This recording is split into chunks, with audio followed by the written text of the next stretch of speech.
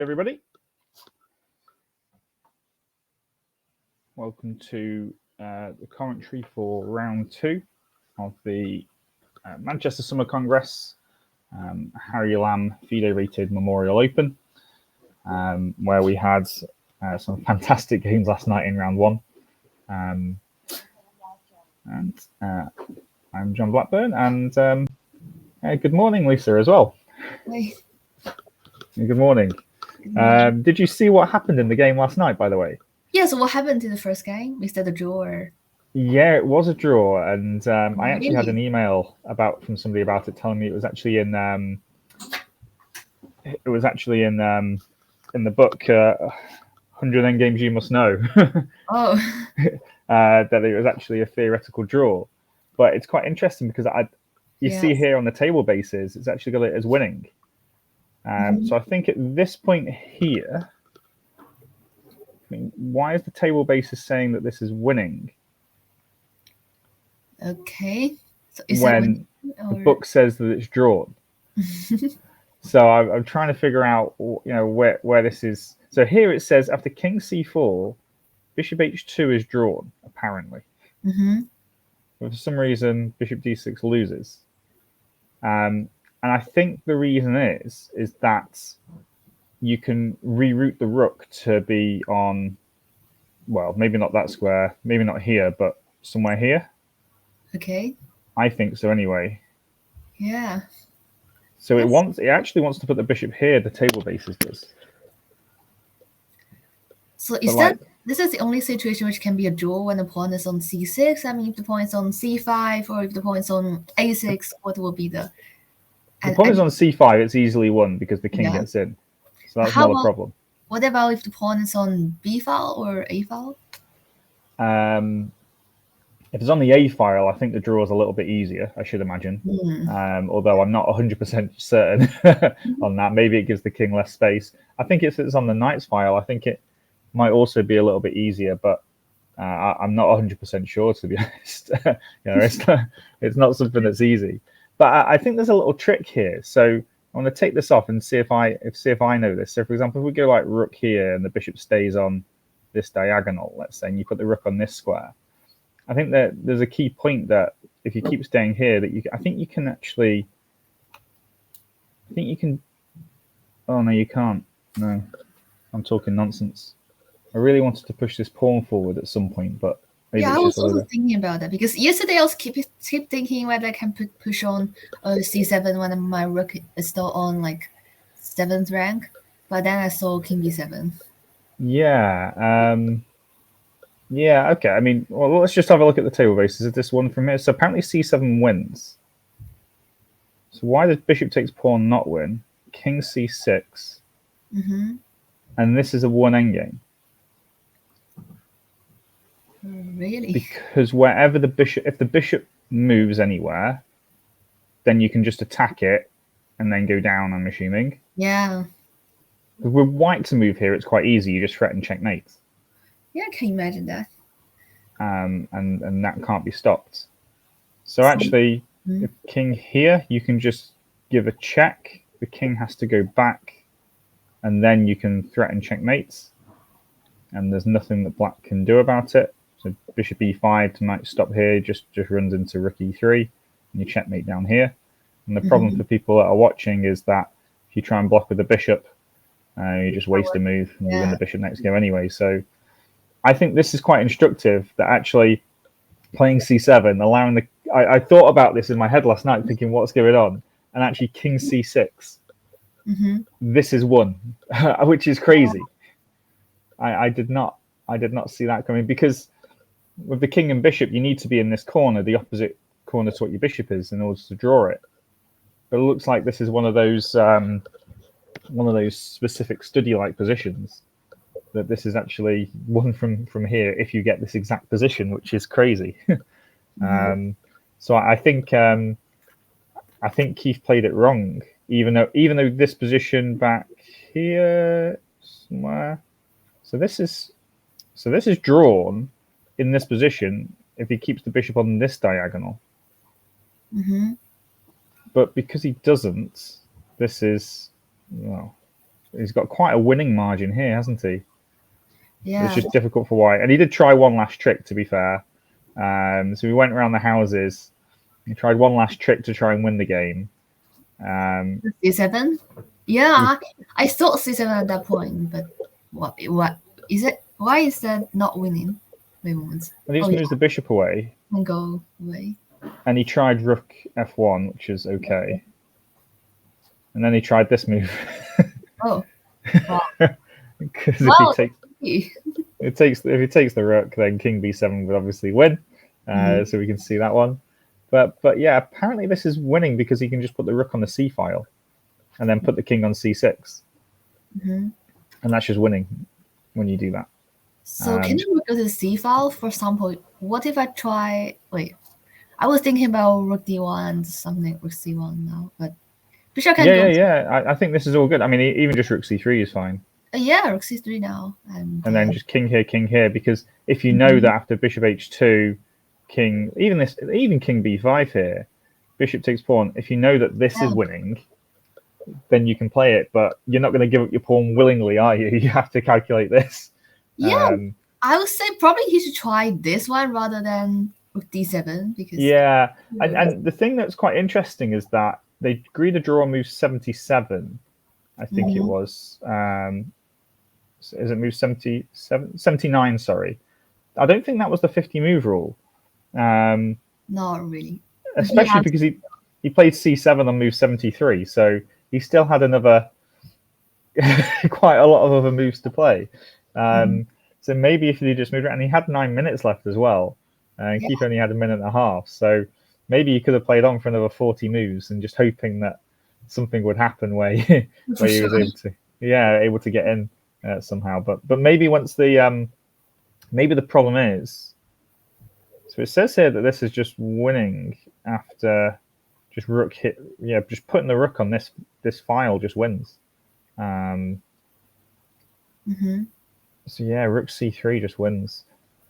He just defends the pawn that way. But I guess he couldn't see that after bishop here, bishop takes pawn, maybe that. Actually, after rook c3, the bishop can't even get there, can it? Yeah, king b6, can you play? King here, just...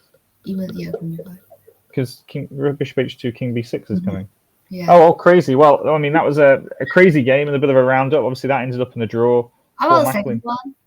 The second game of yesterday? Yeah, I mean, to be honest... It was a draw, but wow. Well, I mean... Yeah, I mean, it was obviously looking like a drawish, but I think the time for Vickers as black here was just really hard. So I think we saw it somewhere around here, I think. Really? Is that here? I think it's before that position. We might have seen it before. H4, I think this is the point we have seen. F4? H4. Oh, H5, G4, H4, yeah, okay. Okay, so around here then, wasn't it? And king d6, yeah, that's exactly what we have talked about. And yeah. I mean, Bogdan's had to work really hard here against somebody that's rated 1900, seeing as he's a seasoned GM. Maybe he could have taken some more chances, but just some slightly better endgame play, really, in the end. And I wouldn't be surprised if this was drawn, but I guess he's just going to come back with this knight and just pick this pawn up. Yeah. And that's basically it then, I think, because you can't stop these pawns. And yeah, then it looks very close to being won. Yeah. Yeah, and then that's it. Okay, I forgot to take off my table bases. Yeah, but that's what happened in that game. So it's yeah, there's only Bogdan and Adam Ashton who won out of the top 4. I'm a bit surprised at this game. What actually happened in this? Let me just double check. This couldn't have been a draw, surely. A loss for white. It just doesn't feel right. So how will result in chess result? Like? Yeah, I'm just having a little look now, actually, just to make sure, because Manchester Summer FIDE Open, round 1. So this was a win for Rishi. White won this one. Oh, yeah, that makes sense. Okay, so it might have resigned here, perhaps, but I would have played on maybe for a few more moves, but that's just how it works, isn't it? Sometimes. Right, okay, well, let's have a little update with some of the pairings for this round. So on top board, we've got Chris Sykes versus Bogdan Lalic. I guess we might as well just jump into this game and see what's actually happening. Nice to see we've got some people watching as well. If you just type in the chat just to make sure that I've not muted myself or something and that everything's fine sound-wise for us, that would be great. Thank you.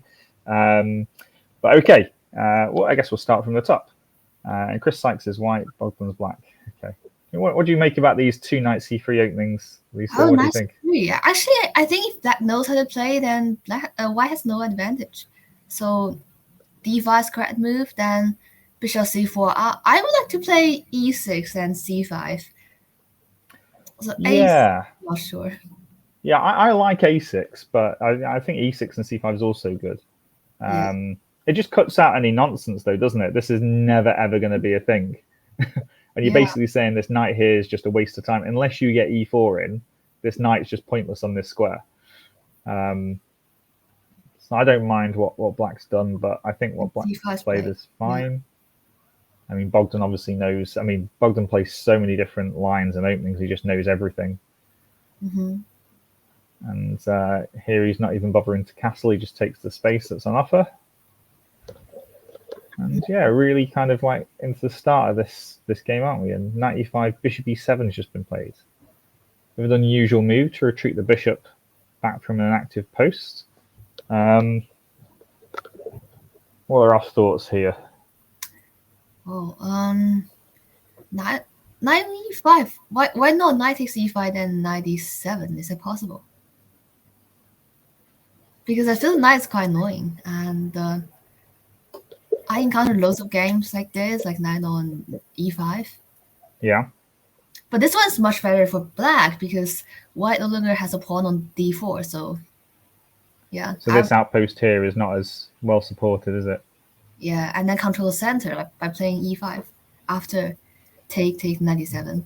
Yeah. Takes knight here. I guess the bishop retreats, and then you wanted something like e5 maybe. Yeah, I think this is just a decent way to play. It's as well. I know why he's gone not bishop e7. He just really wants to put his knight here to threaten to take the bishop and also come into e4, doesn't he, as well? So that's probably okay too. But do you know what? I think I prefer your idea here of knight takes bishop back and then e5, because has white got a good response to this? Not sure, because now e4 is a threat, and yeah, I can't see much that white could do here.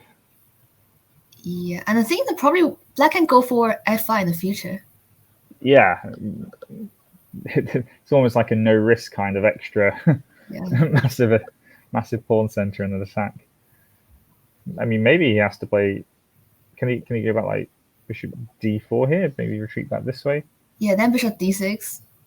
Yeah, well, it's coming with tempo, isn't it? Then I don't like this. Maybe he has to play like f4 here. But even e5 now is good. That exchange is going to be good for black, isn't it? And yeah, probably.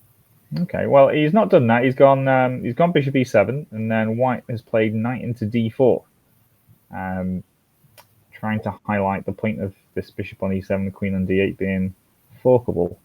Yeah, how about now knight takes e5 then knight e7, because now e5 is attacking the knight.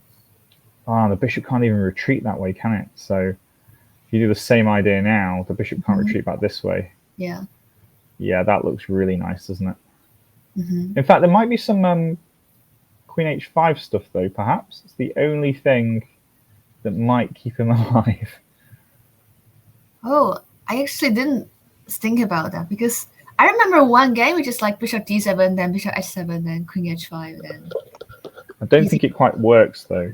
Yeah, now because the rook is in the right position. But it's so simple in this kind of structure.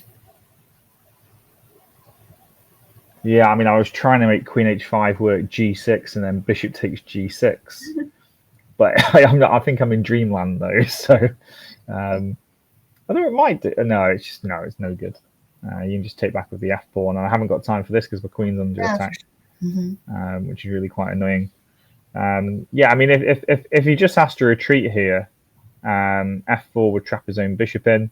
So f4, f6, I'm assuming. Unless queen h5 would work now. Oh, yeah, that's a bit different. That is a lot different, actually, isn't it? Yeah. That's quite an interesting kind of variation. So maybe he has to be a bit more careful here with how he goes about things. So he retreating the knight away from this square just left this h pawn a little bit weak, didn't it? So, I mean,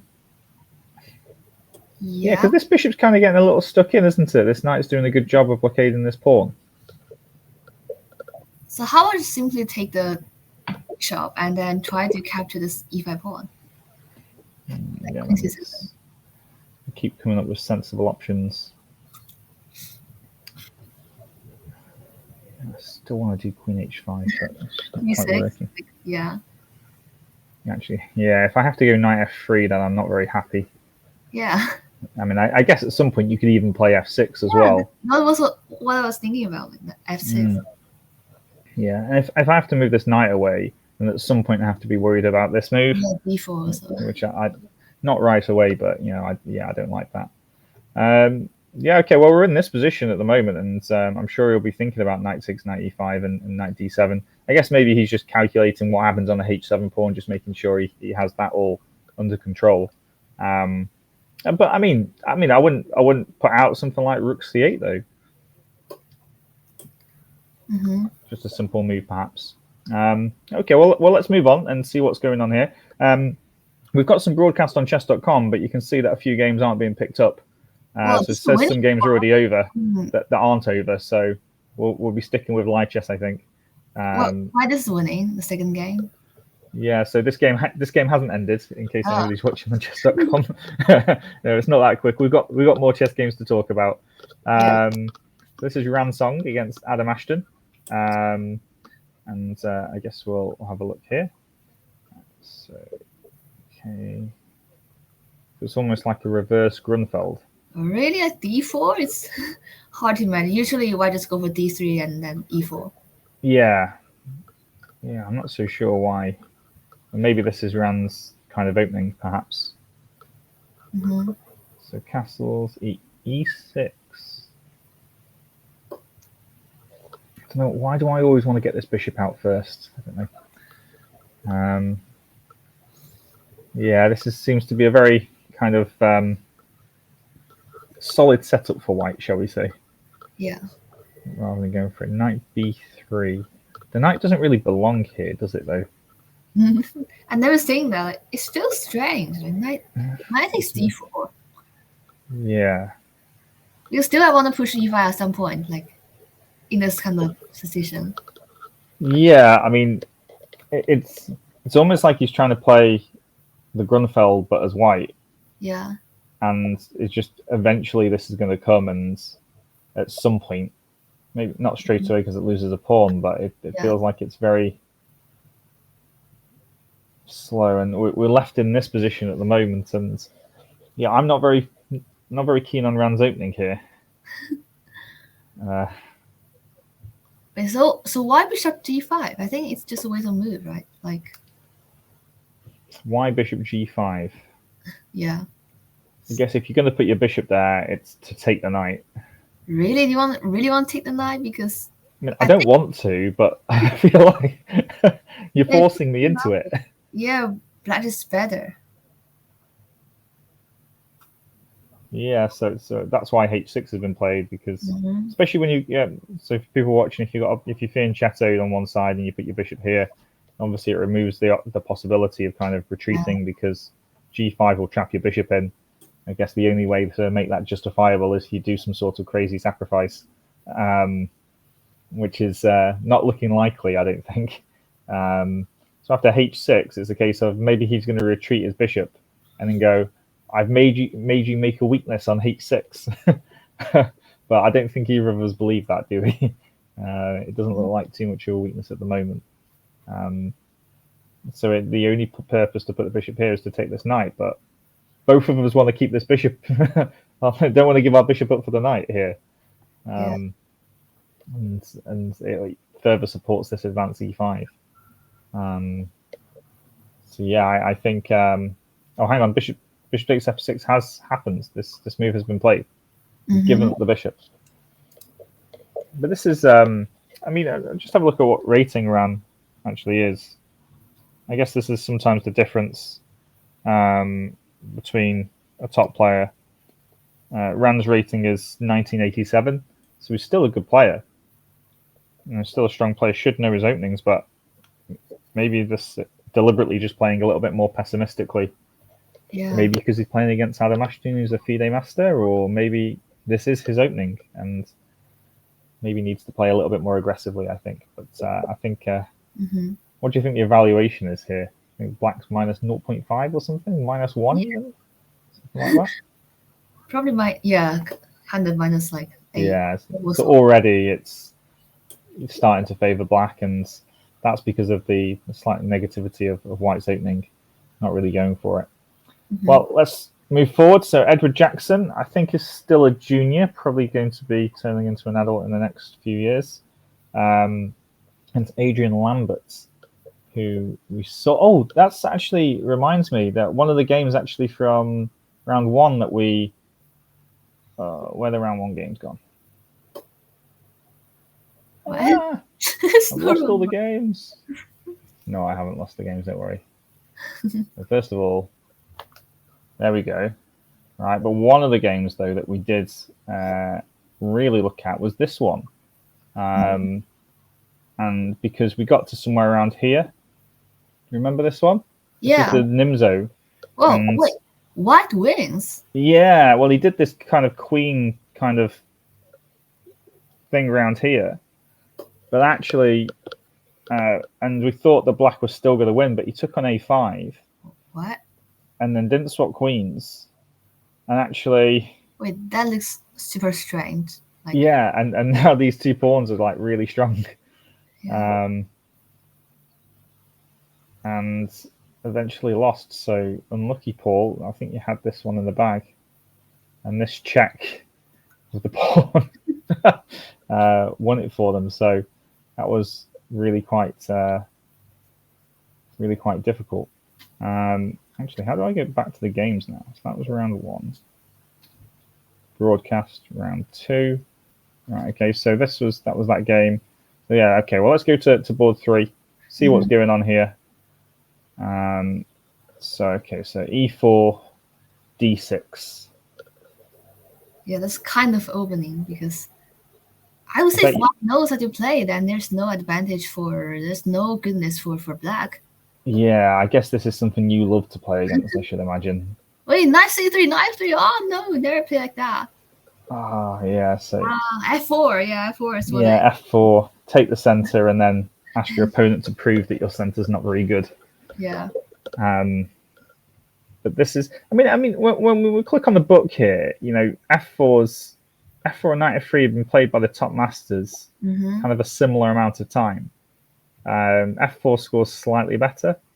Much more crazy. Bishop e3 has actually got the best record, and Bishop g5. So I guess if we look off this, there's just a very common idea of getting this bishop out, putting the queen forward, and just castling queenside, and then going bang. That seems like a nice idea, but yeah, I agree with you. I prefer f4 here. White just chooses a very solid setup of restriction. Wait, don't play like that. Wait, I know one actually. I think some moment White should play h4 without castling. Like here. For h3 is removed, and then a6, a4. For b6 is a bit different, but knight. Wait, I think you don't go for a4 because there's a point in which you just go for something like normal bishop e3, and if knight c6 is played, and you can go for something like d5, then the knight can't go to b4 because of a3. So if your pawn is on a4 already, you haven't got this a3 move. Yeah, and so the knight should go to somewhere like returning to b8, something like that, and something like h4 at this moment. Oh, I see. And I'm not sure. But I'm not sure it's exactly the same thing because I just did this opening like last year. Yeah. I forgot. I guess you've got this square for your knight now as well, which will free up your bishop to support the h5 advance if you need it.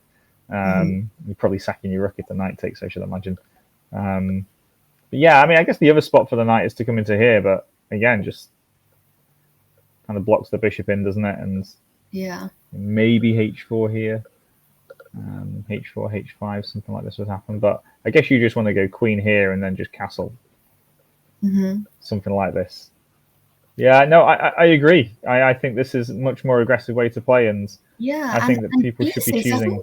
There's another way of playing. Like, is it possible at some point of playing e5 and e5 take knight e7, something like that, and then h4.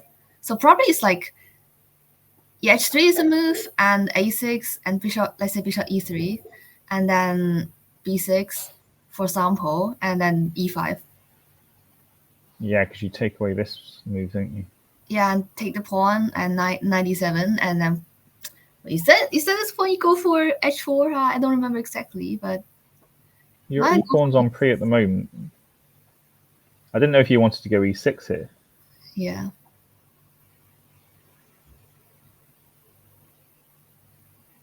But I mean, this is the thing, though. This is the critical way to play against the Perk, isn't it? You've got your f4 moves early on, queenside castling, h4, whether you're going to go d5 or e5. These are the ways to beat this opening. That black is, if you're playing the Perk, these are the openings that you're scared of. You know, these are the openings that you're like, oh no, what do I do against him? If somebody just develops normally, then it's not putting pressure on. I guess it's a different type of game. Yeah. But at the top level, this is the way that people are going to try and get an advantage against you. But it goes really super slow. In fact, this bishop moves twice. Oh, what? Well, this doesn't make sense. It's so uncomfortable to look at this move. and now this knight came to c6, and you see this. It's good for black, I would say. Yeah, what you called before, this a6, a4. Yeah. Insertion of these two moves actually freed up this b4 square for this knight, which is probably making Edward feel a little uncomfortable here, which is why he's gone rook e1. So I'm guessing his bishop's going to retreat back to f1 if he gets attacked. The e5 happened, and then some captures, developed his bishop, and then queen d6. And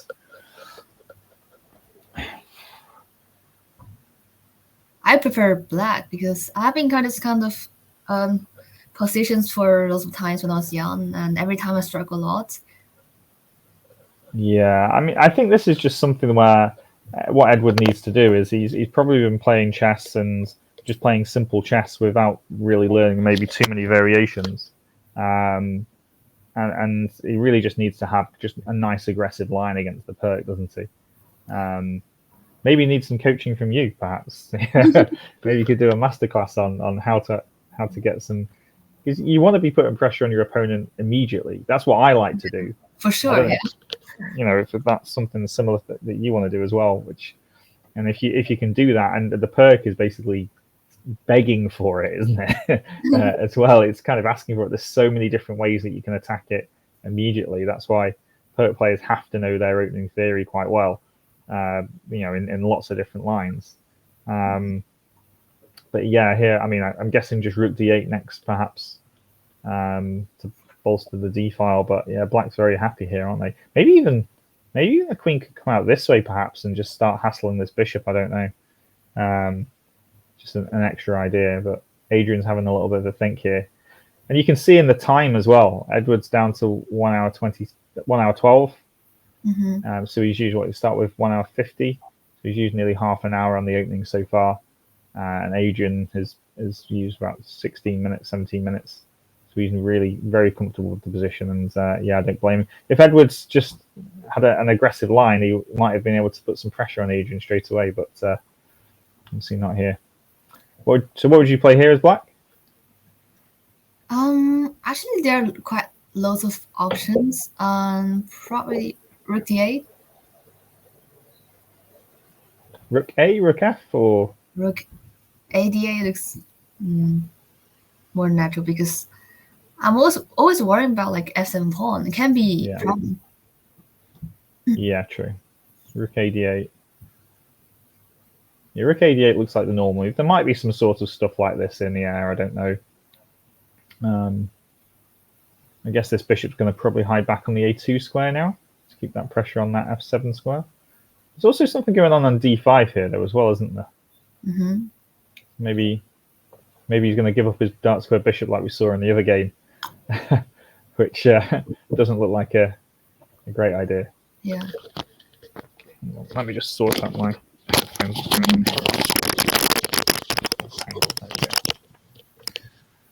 Okay, right. Well, let's have a look. Oh, yeah, this is the one I really wanted to get to on a cursory glance. Wow. I told you. No, this one's tricky in opening, like this one. Yeah, so Mike Surtees playing black here. I told you it was going to be fun to watch. And Mark Obi Okwosi playing white. So Mike Surtees does like his Caro-Kann. And everything looks normal so far. Yeah. But then he plays e6. I don't know if that's normal. Yeah, that's normal, but f6? f6. Yes, Mike Surtees, this is exactly what I want to see. Creativity still. You've got all this opening theory that we've got to learn. And yet he allows this check on g6 and says, I don't care about it. Goes king d7. Yeah, I mean, look at his time. He's not. This is something that he's already played before. He's only not even used 2 minutes by this point. So he's clearly been here before. And then he attacks the queen with tempo because he sucked it into g6. Knight a6 now. He's going to attack the queen with knight b4. Comes out. Knights are looking awesome. Mm-hmm. c4 is coming. I mean, this is a good move. I mean, the king looks really quite amazing on d7, but I think he is going to probably park it back on c8. But this c4 move is pretty critical, I think. It doesn't actually have to do anything against that, does he? So he goes knight b4 with tempo, and then the queen comes to c3.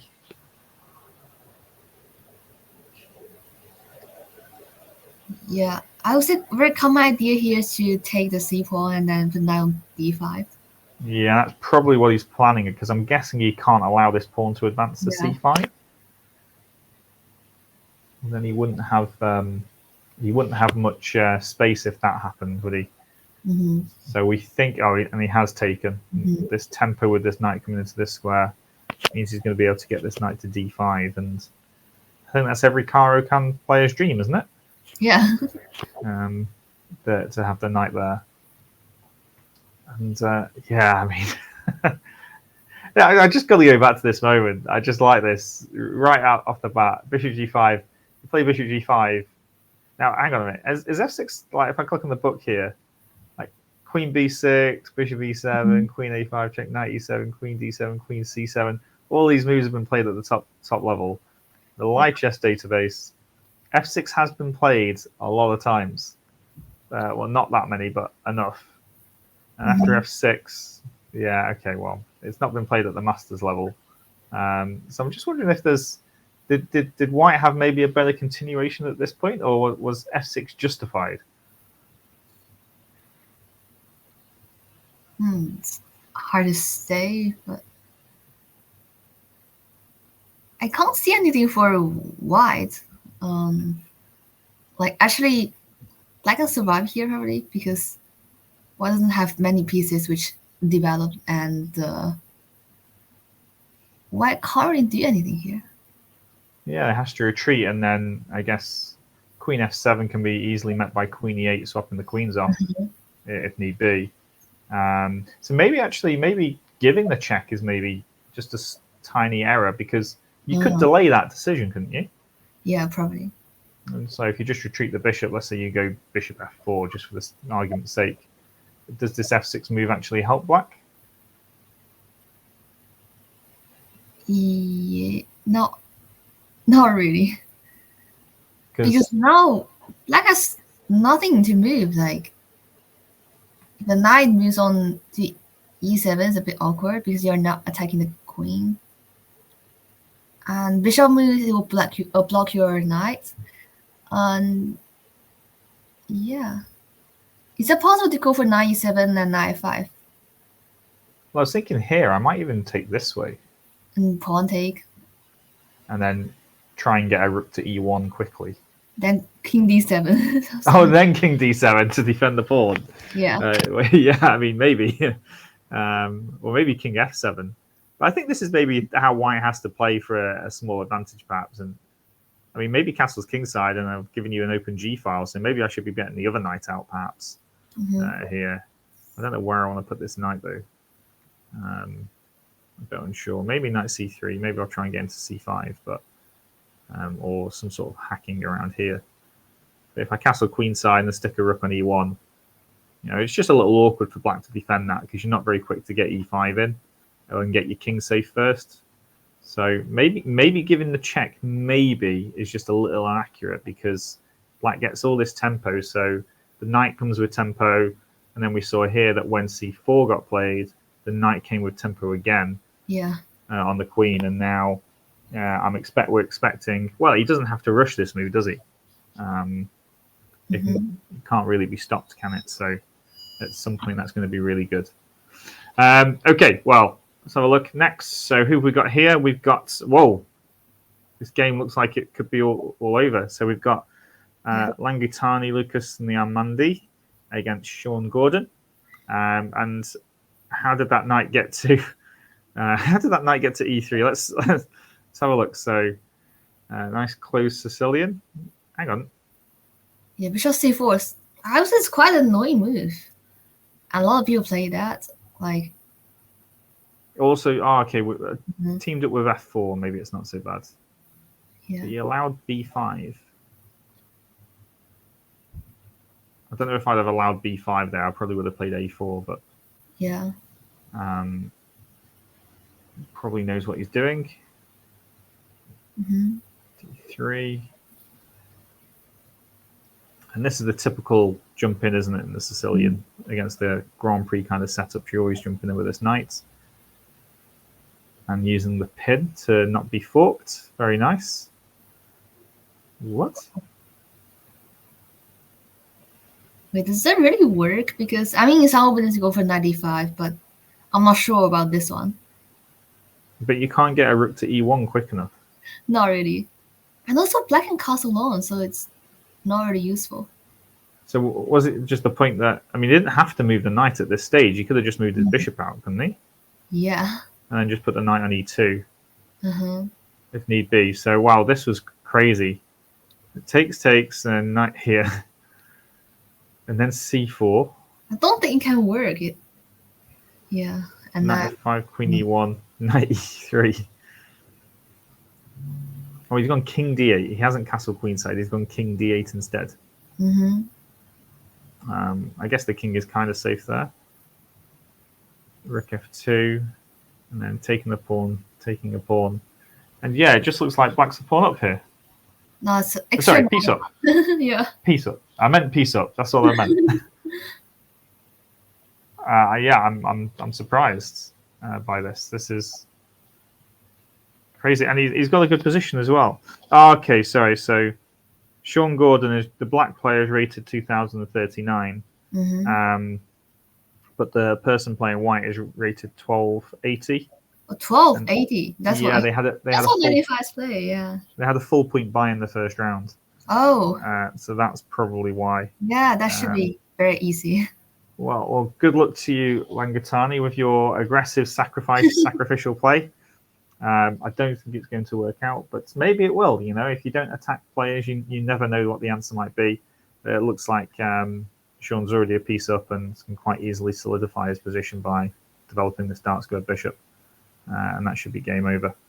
But okay, well, we had probably the biggest upset from the first round, apart from the draws on the top boards 1 and 3, was Rishi Vijaya Kumar getting the win against Hayden Rawlinson. Originally that was marked wrong, but here he is playing black against Andrew Patterson. We had a typical English opening. Do you know much about these English positions? Not this one probably. So I prefer to go for knight f3 than e6. I mean knight c3 e6. Yeah. E5 because the thing is if you play e5 you will study like one more opening, like a completely new opening. Yeah, you have to learn it all again, don't you? Yeah. It's a completely fresh thing. It's like if you don't play e4 as well, then it's almost like you're playing the Sicilian reversed. So it's something extra to learn. Yeah. Even though it's technically meant to be the best. Okay, I'm guessing this is pretty normal. Maybe even taken towards the center there, but c5 is interesting. Queen e7, b4. Yeah, this square here is really nice. Really wants to get his knight into this square. That's why knight e3 was played. Bishop b7, queen b3, and b5. Really like this move. I really like that move by Rishi, actually. Yeah. Andrew's got a difficult situation here. Does he have to go c4 here?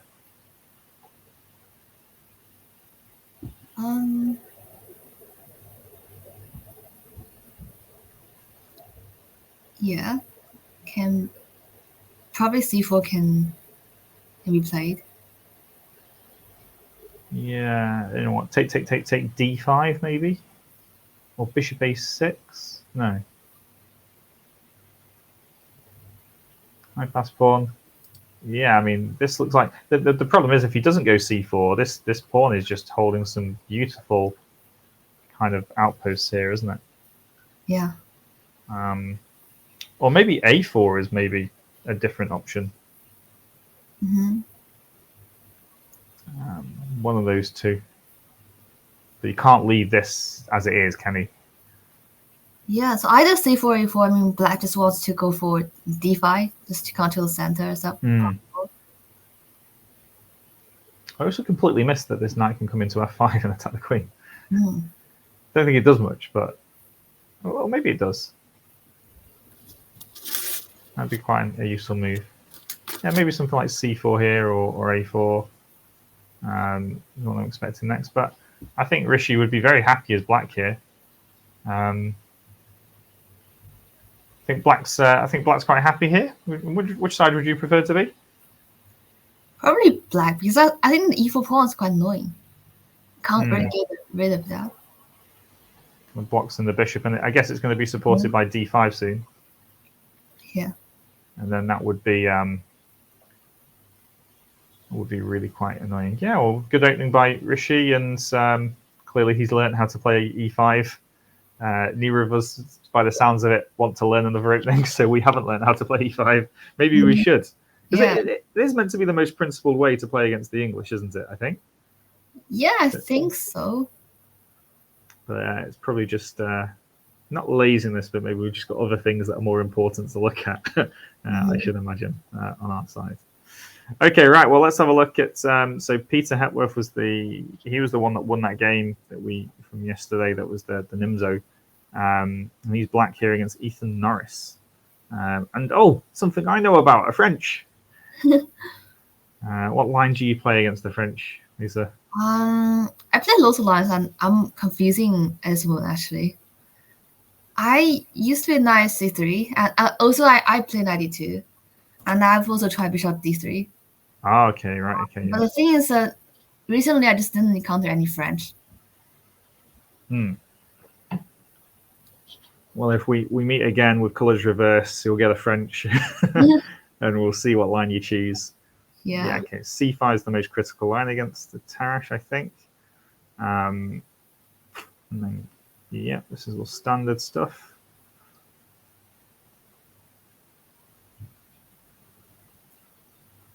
Yeah, I'm pretty sure this E5 move here is pretty critical. No? Has this gone wrong? I didn't think this was the line. Although they played it very quickly up until this point, so maybe I don't know. I don't play c takes d4 here. I'll just go. Not like knight f3. I used to play e takes d5. Yeah, e takes d5 is more normal here, isn't it? And then queen takes is the main line. Yeah. The knight here, this is... Feels like something's not quite right. Maybe f6 here first. I'm going to cheat and look at the book. Knight e7 is a main move, and d takes e4. I did not expect d takes e4 here. Although I guess actually this resulting position is, if you move the rook and play c5, then you're okay. I guess you get knight f6 in with tempo. Yeah. Because you don't want to lose the bishop, and then I guess you could castle or play c5, put the bishop on b7. And this pawn structure is not so bad. So maybe this is good, and then he goes f4, f6, castles, knight e7, and he has to take here. This is pretty inventive by Ethan. And I guess Peter at the moment is deciding whether to recapture with the pawn or the queen. There's some venom here, though, isn't there? Yeah. So if he takes with the pawn, his king is still stuck in the center. Takes with the queen, bishop b5 check. Yeah, I was thinking about that. Like, yeah. So probably white is better. Probably white is winning here.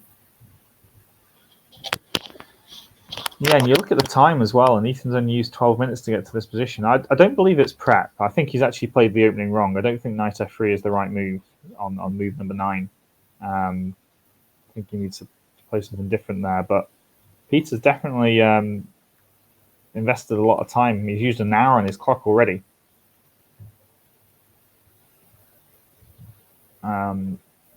Which is quite a significant amount for this early in the game. So definitely checking to make sure he's got it right.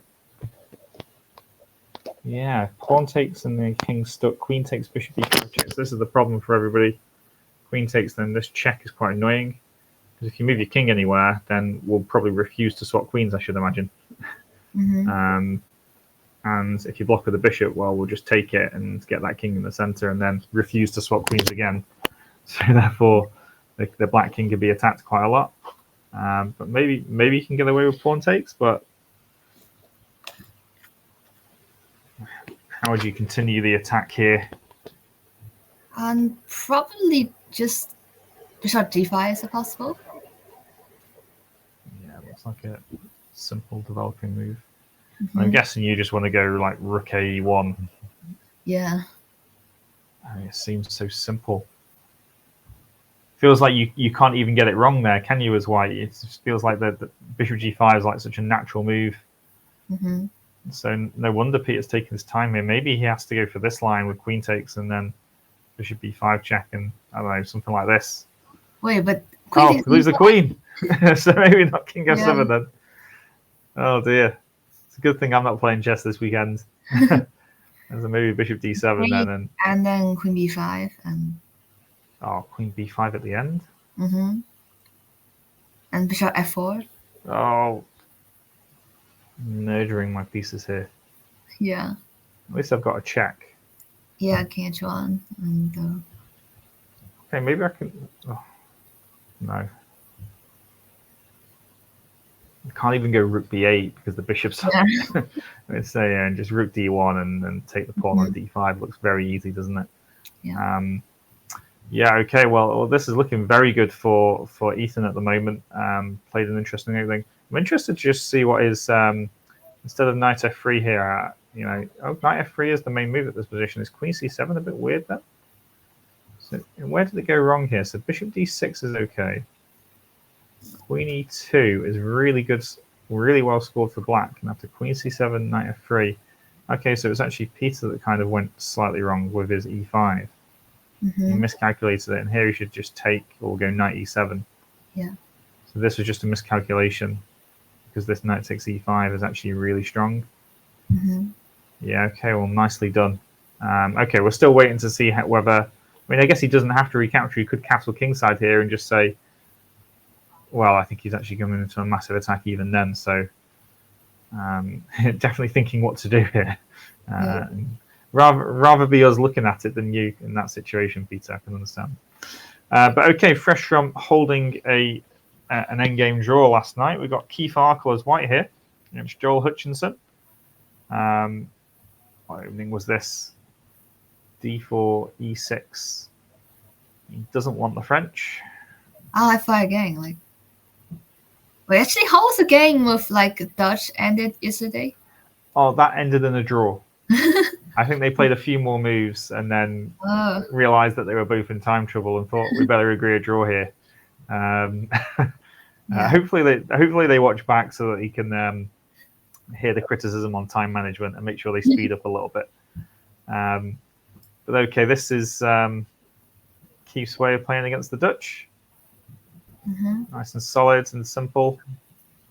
Gets rid of his dark squared bishop, puts his pawns on dark squares, goes for an early e4.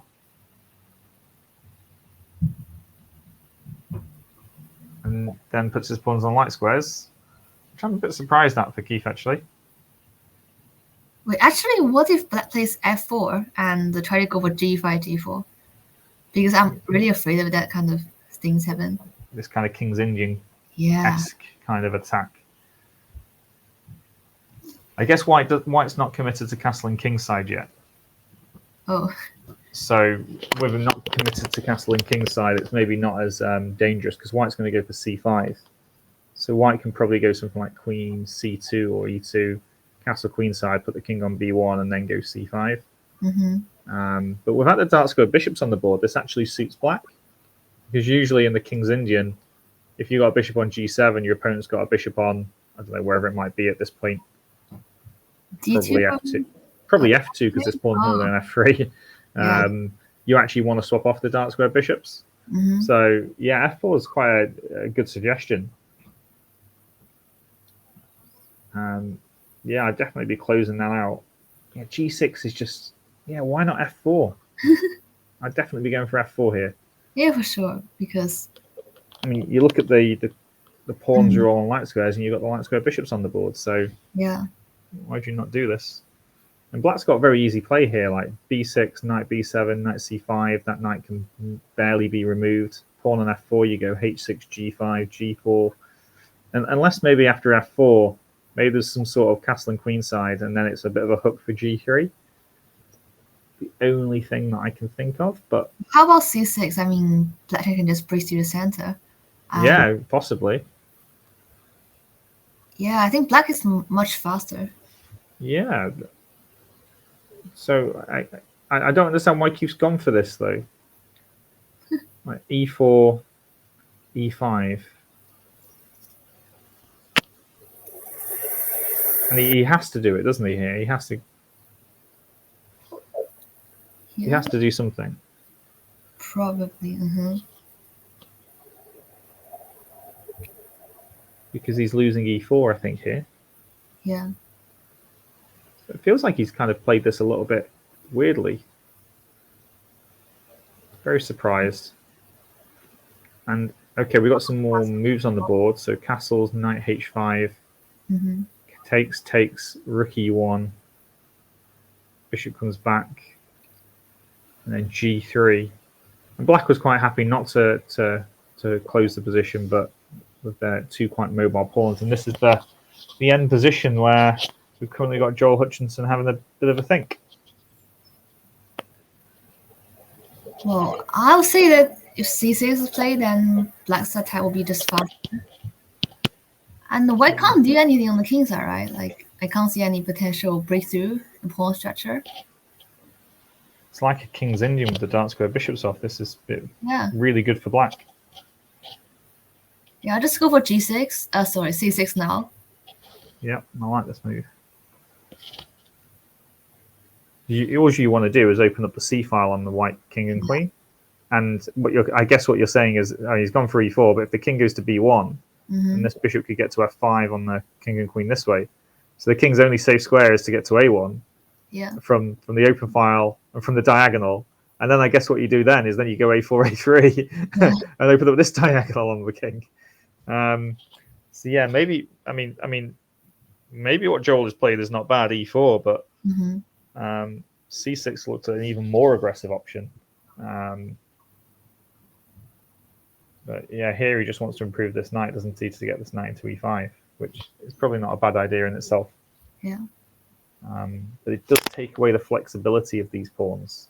Yeah. Also, before I'm thinking about like white has the possibility to go for g4 at some moment in the future. Yeah. So I'm really afraid of things happen like g4, so I prefer not to go for e4. I guess this is a case of dynamic versus static, isn't it? So here, the dynamic, you don't know if this is coming or this is coming. Both have got their merits. But if you keep your opponent guessing, they have to prepare for both of them. Whereas, so as soon as you commit, your opponent knows which way you're going to go.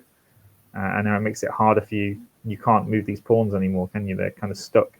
This one can't move because this one drops off.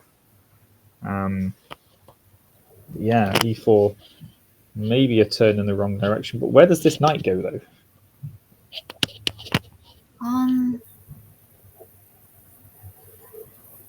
Knight g1. I guess you didn't want to put it on h4 because you wanted to play g4, but knight g1. It doesn't feel like white's pieces are doing very well here. Yeah, but I'm just trying to go for g4 next move, and then everything will come out. Okay, but the problem is knight e5 is coming next. And how about like some h3? I'm just gonna. Oh, so you're really going for g4 then? You're committing to that plan 100%. You know, I'm definitely playing g4. Whatever happens.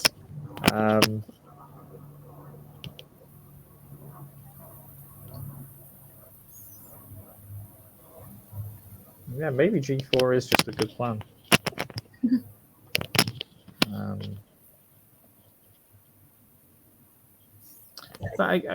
Yeah.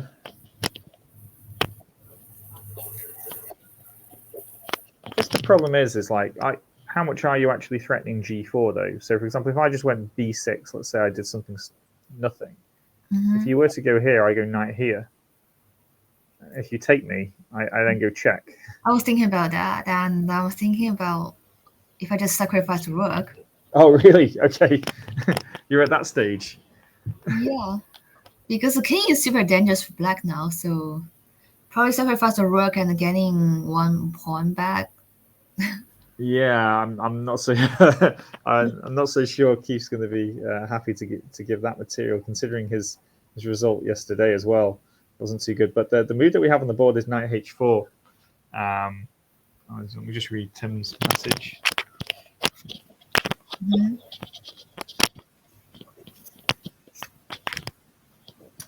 Yeah, you have to message Nigel Towers about that, Tim, or send me an email as well, just so I remember it. But yeah, knight f4, knight h4, knight f4, h4. Bella, stop licking your paws, Bella.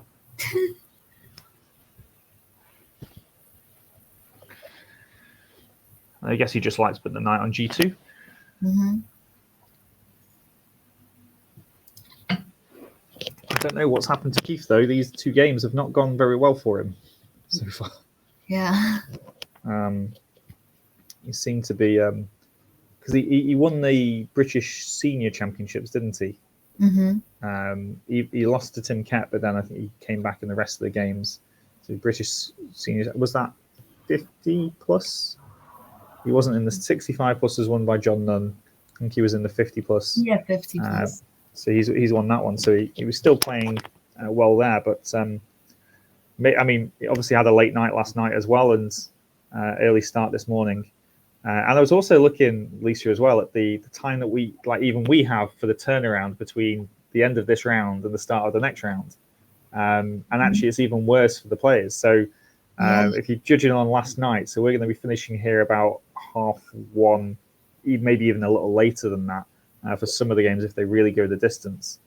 But their games will start at 2:30. So some people will only have an hour for lunch. Which doesn't seem very long. I mean, our commentary will start back at 3:00, so we're half an hour later, which is good for us, at least. But an hour in between games, I guess it's quite a quick turnaround. So the bonus is that you get the whole evening to yourself. But imagine if you want to do a bit of preparation for your opponent. You know, you've only got an hour to eat and do a bit of prep, then you haven't got much time. It's not too good. Yeah. Okay, well, I guess the only advantage that Keith's got here then really is he's got a big time advantage. As Joel's time ticks down from 46 minutes. So we'll see how this goes.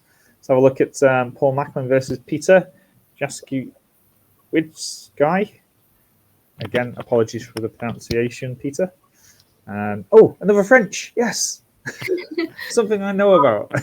Basically, I don't know anything at all, really, apart from Frenches and Queen's Gambit stuff. That's all I know. Okay, so Bishop D7 is a little bit topical. But to follow it up with Queen B6 is a bit unusual. I think normally people play. Let's get rid of this. I think Simon Williams recommends to go F6 here. And there's a whole load of variations there, although Knight G7 is also possible. But Queen B6 is a bit unusual because you're usually meant to take first and then go Queen B6 because of this. And when you can respond to castling, it's still a playable line for black, but it's maybe not quite as good. And do you know what the most common trick here is that works in like minor sections? A really big mistake for black to play. Black to play and make a mistake. Most common move that they do. Is that like common? Looks like a sensible move. I know. Is it Knight E7 and then B4? Yeah. Knight G7 and then white just wins a piece with B4. This happens so much because Knight G7 looks like such a natural move, and then piece down. But here, I'd definitely be playing A5 if I was going to play anything. Queen C7 maybe attacks the E5 pawn. Okay. Oh, really? So was there no way of saving the E5 pawn?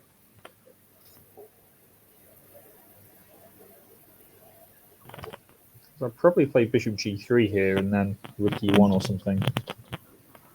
Yeah. I think this might have been a better way of saving the pawn, but I mean, Paul Macklin knows what he's doing. So this is the way that I'd have played this. I guess maybe can black get away with this? Bishop somewhere. Let's go here. Bishop D6. Maybe black can. Yeah. So maybe that's why he went Bishop D3 and he took this. I don't like losing the light to go bishop there for white. Okay. Feels like black's had a really good opening. But here, I'm just thinking about the plan of Knight G5 and Queen D3, Queen H3. Yeah. Super aggressive stuff. Yeah. And checkmate is what you want to do. And Knight G5 can't be met by F6 because the E6 pawn is... Oh, no, hang on. F6 can be played. Oh, no, it can't. No, you can't. Yeah, the bishop on F4 is guarded, so that's all okay. So Knight G5... Oh, wow, how do I meet Knight G5? Or maybe I'll just say I'll let you play Queen D3, Queen H3, and then I'll play Knight H6, and you haven't checkmated me. But...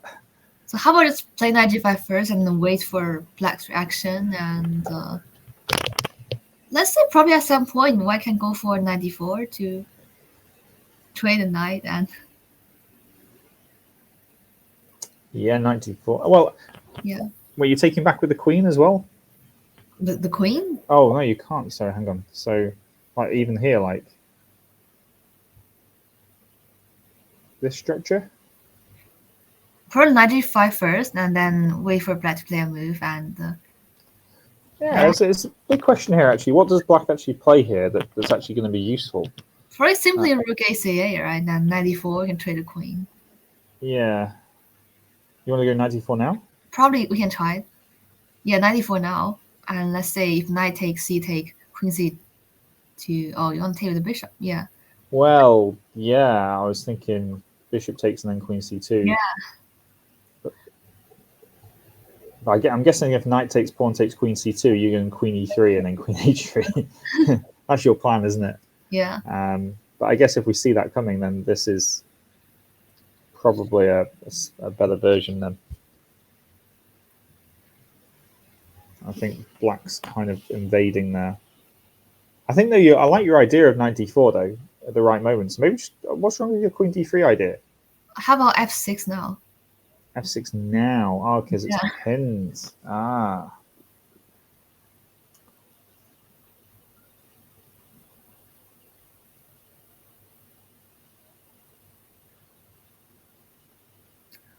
We're now doing knight h3. Wow. How about g5? g5. What is going on? Just great. Just making it more complicated. It's making a mess. Mm-hmm.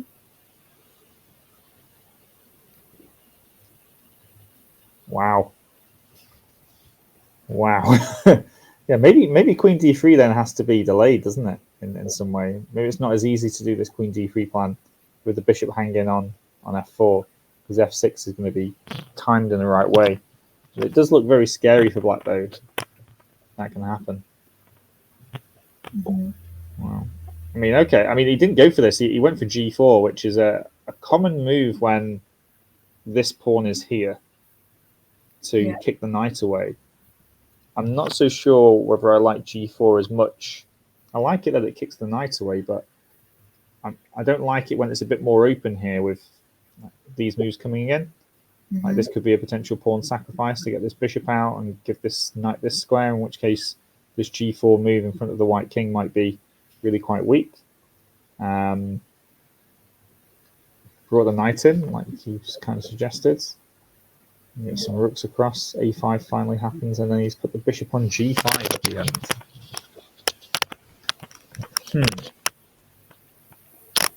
What is going on? Why not knight g5? Why not knight g5? Yeah. And then the queen go to e3 and then e3, so that's much better.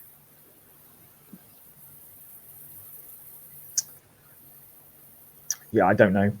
I have to agree. This very simple plan, kind of route one, and you kind of see it coming from 3-4 moves away, but you just don't see what black can do against it. Yeah. Is it maybe that, like, even if you get your queen to h7, you're not actually checkmating? Oh no, you are, because you've got queen. No, but then check. queen f8, then king h8, knight g8, knight h7, king e7, queen takes g7. Okay. At least you won, and at least the king is super dangerous. Yeah. Yeah. How does black stop this? I don't know. Yeah. I can't see any moves. Maybe we have to take on d4 and then move the queen or something and hope that the exchange of rooks or taking on b2 is gonna. Really? Yeah, I mean, I'm not convinced by it, but yeah. Let's say just do something like this, and queen obviously e3. You want to go queen e3 still? Yeah. Oh, okay, God, yeah. Queen takes b2. You're still going to go queen h3, aren't you? Mm-hmm.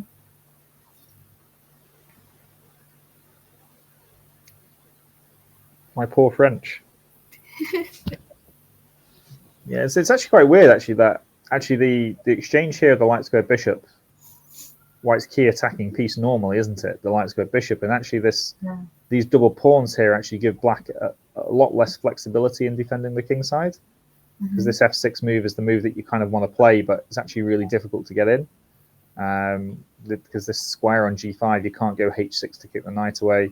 You can't go f6 because this pawn on e6 is really strong. Really weak when it gets taken. So really quite instructive, actually, isn't it, this position? Yeah, knight g5 does look like a really good move. I don't think we're missing anything there, by the way. I think you're right. Really nice plan. He's gone bishop here, and then our final position is bishop e8. That'll be my...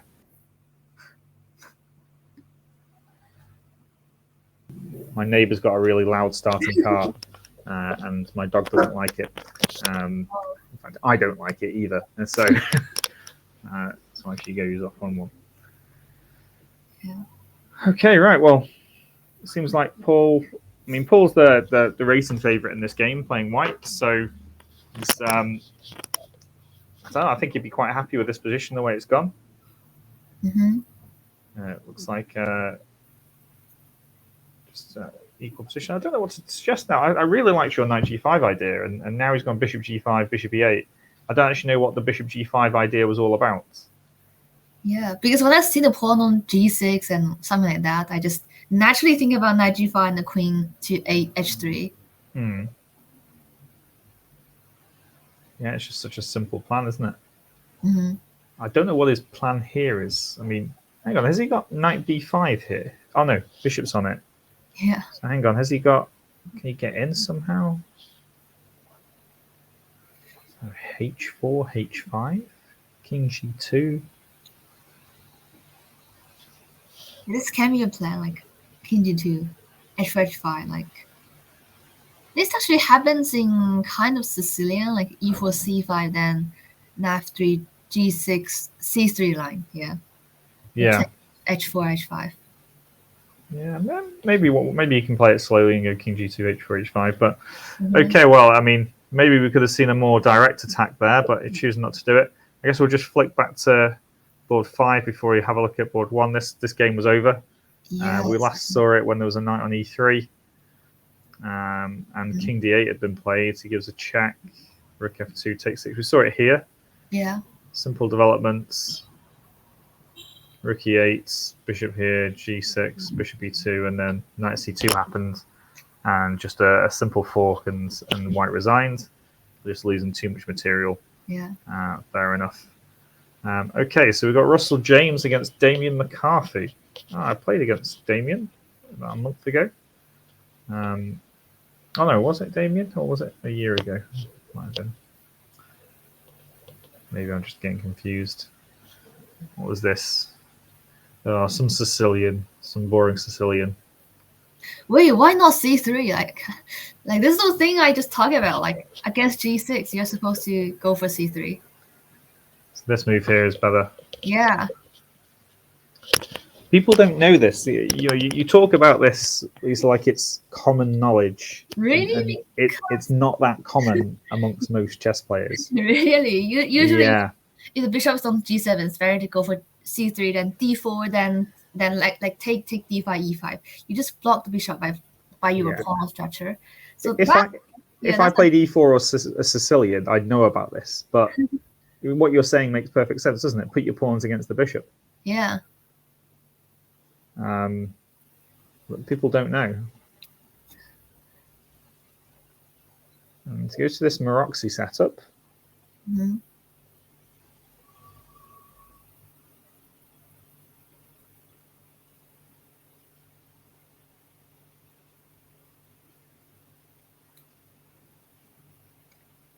That was needed because knight g4 was threatened. Yeah.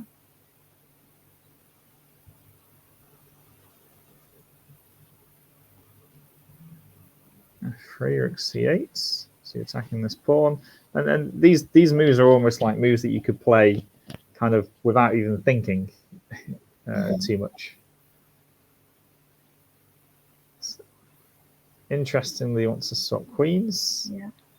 Defends against the fork. Mm-hmm. G4, F5. Takes, H3, rook F8. 1, rook A8, knight C3. Yeah. So Well, go on. Yeah, this kind of dragon, I think like it's kind of too equal, so that's why I don't play this as white. I just want to win as soon as possible when I'm encountering dragon. Yeah. This one is like a long endgame. You need to play for lots of moves. I was looking at our games from last night. I was thinking this game kind of resembles one of those. It could go on for a long, long time, couldn't it? Yeah. It's almost just trying to find a plan of going forward here is actually quite difficult. Mm-hmm. I mean, maybe for black, maybe you can try and get this bishop out of the way and try and move this pawn forward, but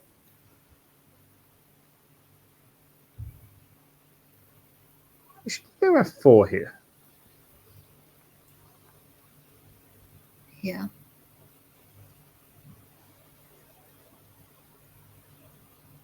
I don't know.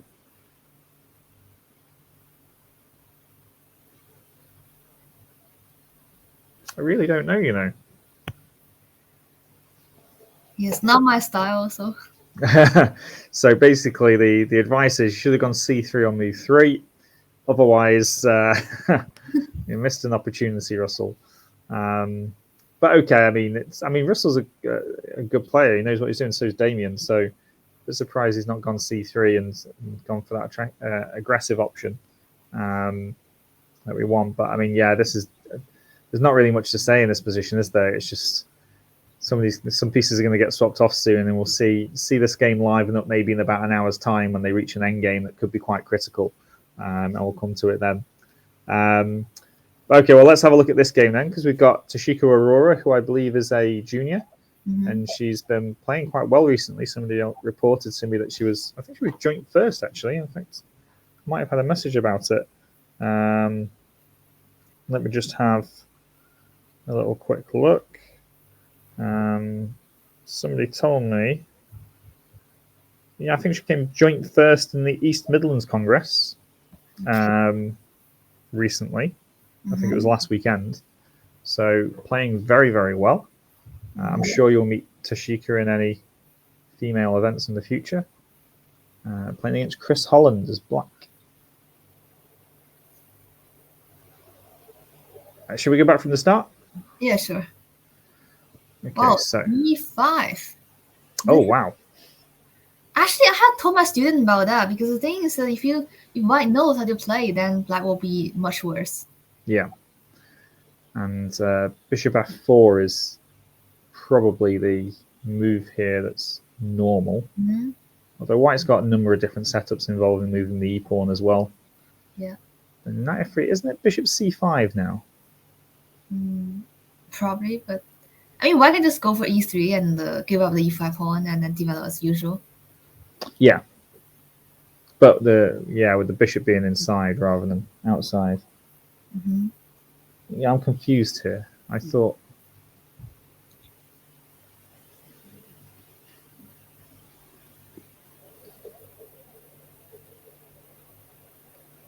this is a bit weird. I don't think this has gone right, you know.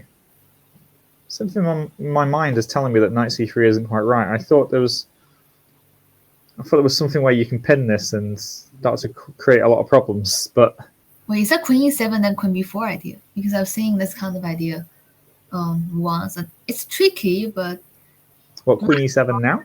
And not now, but probably. Wait, which position is that? Like, is it bishop f4 then queen e7?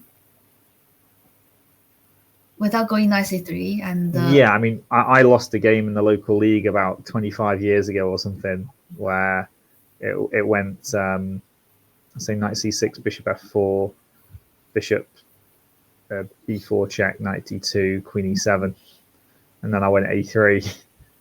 They took here. I took the bishop. Wow. Did you really take the bishop?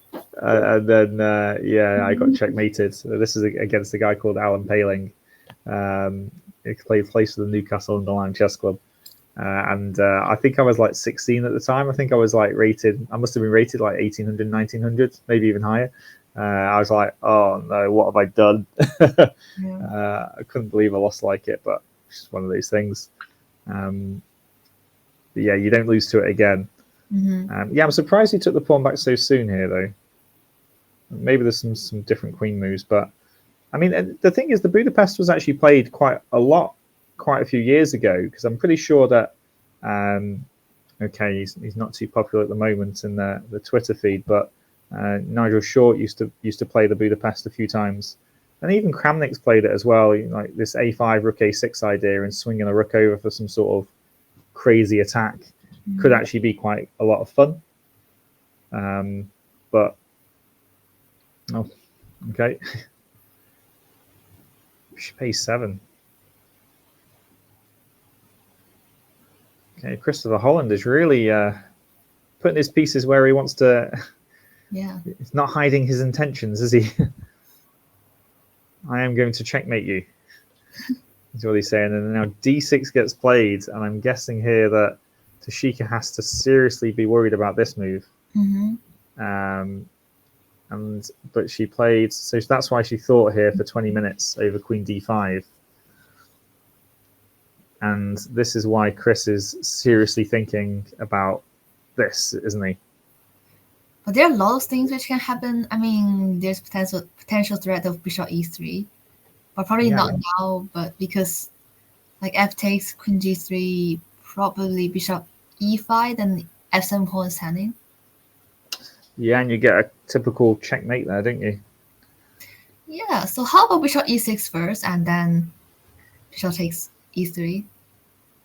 Yeah, just kick the queen out. I guess queen e4 might come.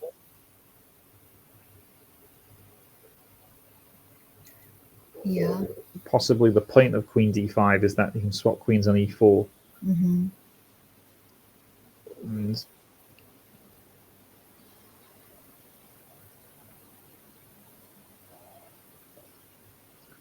not so sure how black avoids that actually in a nice way.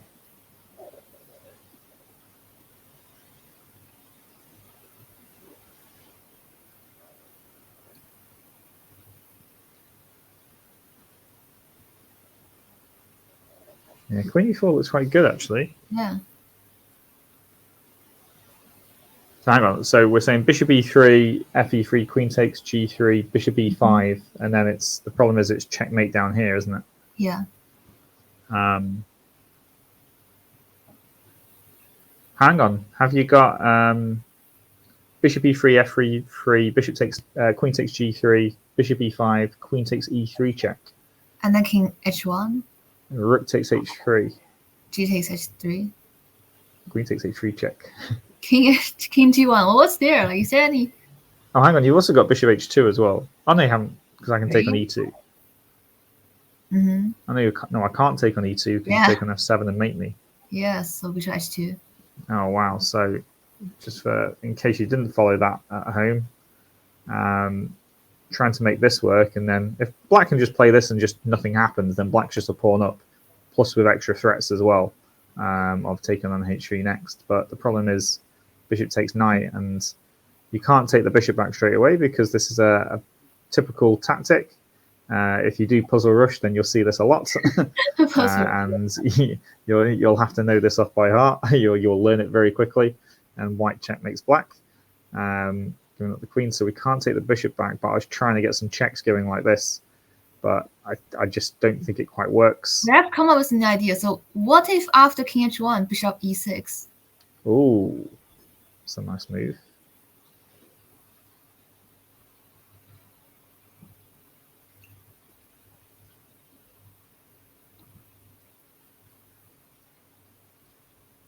Yeah, bishop e6 looks good, doesn't it? Yeah, I've seen more creative things, like for example, bishop f4. Black can go for rook h3, actually. Oh, wow. Rook h3 wins. Nice. Yeah, that's my style, exactly. Yeah, because... Well, you can take the queen first, because it's a check. Oh, it's a check as well, so you can just take here, check, and then take a bishop. Okay. So it really is all over, isn't it? Yeah, bishop e6 here is a really nice little intermezzo move, stopping the checkmate. Mm-hmm. I mean, can you go like... you can't even do this. The same thing happens, rook h3 again. So you have to retreat, shall we say, and then... Then taking the bishop? With the queen? Yeah. And what's the material? Black's 2 pawns up. 2 pawns up, yeah. So that's enough to win then. So is this all forcing then? Because we're in this position at the moment. Chris Holland is currently calculating this. Mm-hmm. Is bishop takes e3? This looks like the main move. Do we have to take back? Can we take on e5 first? Then bishop e6 first? Wait, then queen or e4. If we take an e5, can we maybe just do rook takes e5? Yeah, rook takes e5. Okay, so that's no good. Mm-hmm. Feels like we have to take, otherwise we're just a pawn down. Yeah. I would take the knight. Then here, you've got to do something quick because e3, h3 is all hanging. Mm-hmm.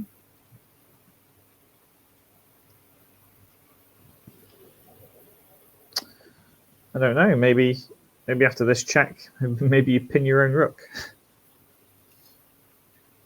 Wow. Really? But still, Bishop e6 again. Is what you bishop want. e6 and But the point is, it's not going to be check though when you take on h3. yeah.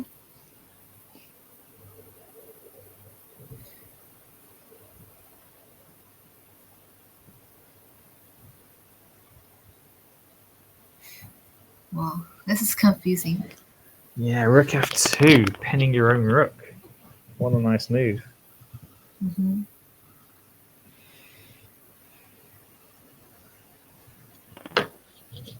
Rook f2, wow.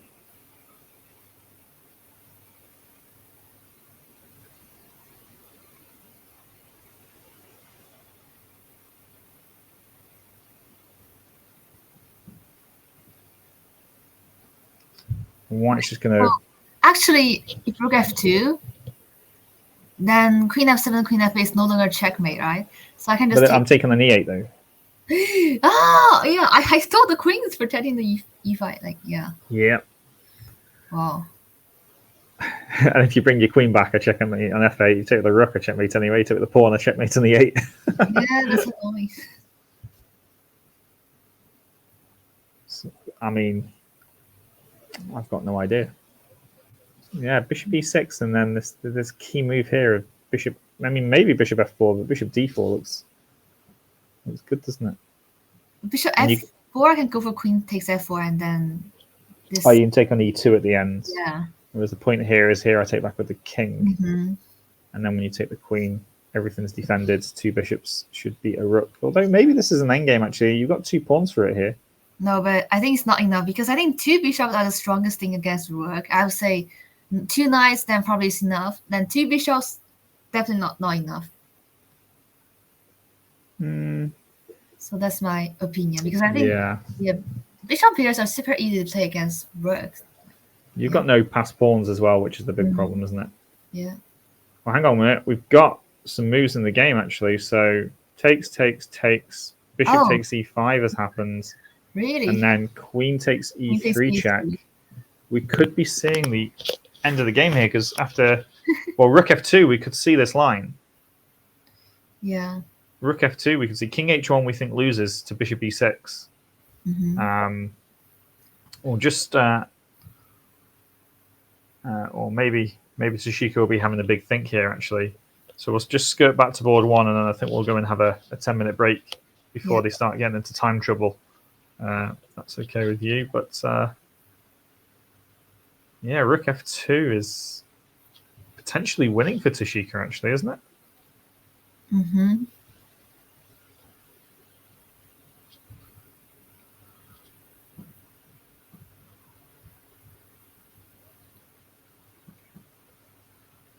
Yeah, rook f2 could actually win.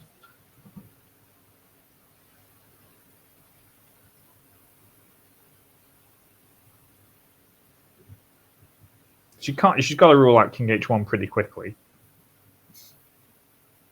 Or maybe king h2 for that matter can be ruled out quickly as well because of just queen takes e5 check. Yeah. So king h1, just bishop e6 loses instantly. Mm-hmm. So it has to be rook f2, and I think Tashika's going to go ahead. Okay, well, we'll come back to this. I might leave this game on live just to see what happens, but just have a look at what's happening in the Bogdan's game. Oh, wow. What?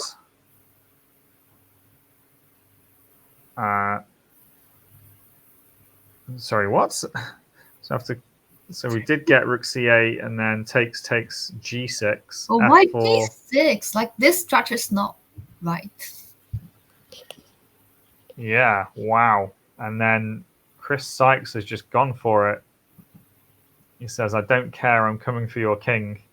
Yeah. And whoa, he saw a draw opportunity. Really? Yeah, that's why bishop h4 is the move. So can't really draw. Well, hang on. Is Queen G4 possible here?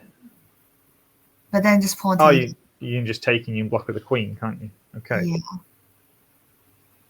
So is he just going to be a piece down and it's going to be 0-1 to Bogdan? Yeah. Yeah, okay, possibly. Yeah, bishop h4 is a really nice move. Mm-hmm. Yeah, that attack's fizzling out, I'm afraid. I don't think there's much more to that. Okay, well, I'll tell you what, let's just have a 10-minute break, come back. I'll put Toshika versus Chris Holland on. That looks like quite a fun position. We'll go and have 10 minutes and come back at 10 past, and yeah, we'll see these games getting towards the time control and see what other mistakes happen as well. Yeah. Thanks very much, everybody. Mm-hmm.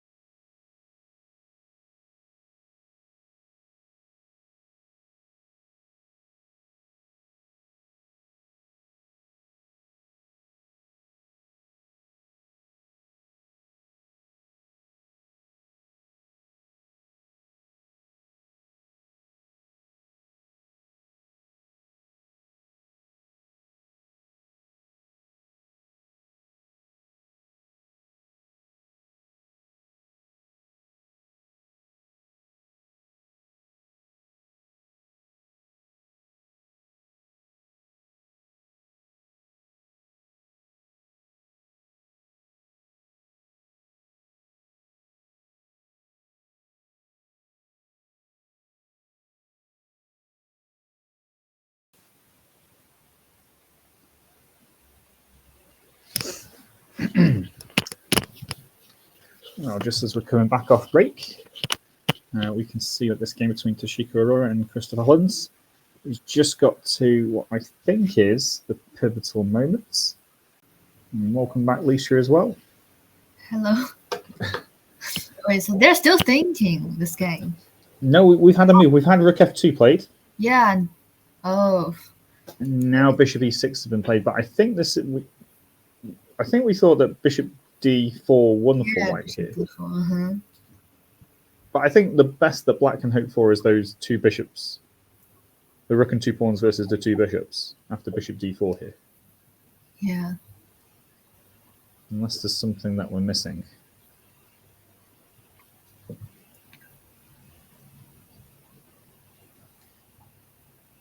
Wait, how about this? Bishop D4 on Queen. Wait, I'm thinking about Queen D2. Queen D2? Yeah, and then Queen E4, Bishop D7. Oh, wow. Okay, so Bishop D4, Queen D2. No, but I don't think it's any use because the Queen can go to D3. Yeah, I mean, even as well, after Bishop D4, Queen D2, can we play like Bishop F3 as well? Well, yeah. But, I mean, maybe there's some sort of weird queen move that we can do. Well, but yeah, Oh, okay. I don't think there are any squares the Queen can go. I mean, the only squares now the Queen can go are D2 and G3, right? Yep. So we just kind of use a way of exclusion. We find all the possible moves in the chessboard and Yeah, deduction, isn't it? You know, yeah. It has to be this one. I mean, Queen G3, I'm assuming Queen F3 is just going to... And White's just a piece up. Maybe you've got 2 pawns for it, I guess, so maybe there's something in it, but...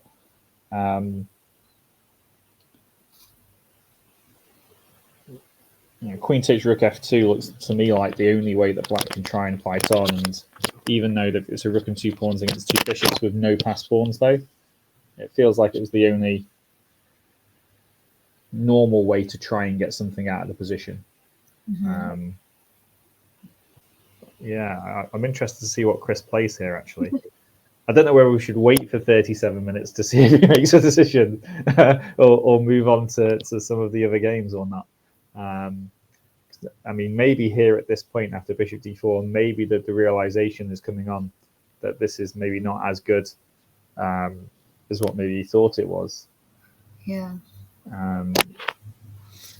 Forced it on himself a little bit. It was aggressive play, but I tell you what, good tactics by Toshiko actually to see this and go through it. Well, let's check in with Bogdan because he was a piece up, wasn't he? The attack by Chris looked like it wasn't going to happen. And we've actually got the same position as what we left it 10 minutes ago. So not much has happened here right away. Not much. What do you think Chris is thinking about here? What would be a try for him? I can't see anything.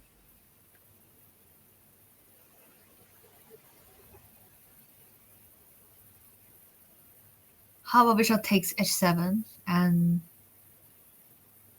King takes right? Or do you want to play King H8? I'm tempted by King H8.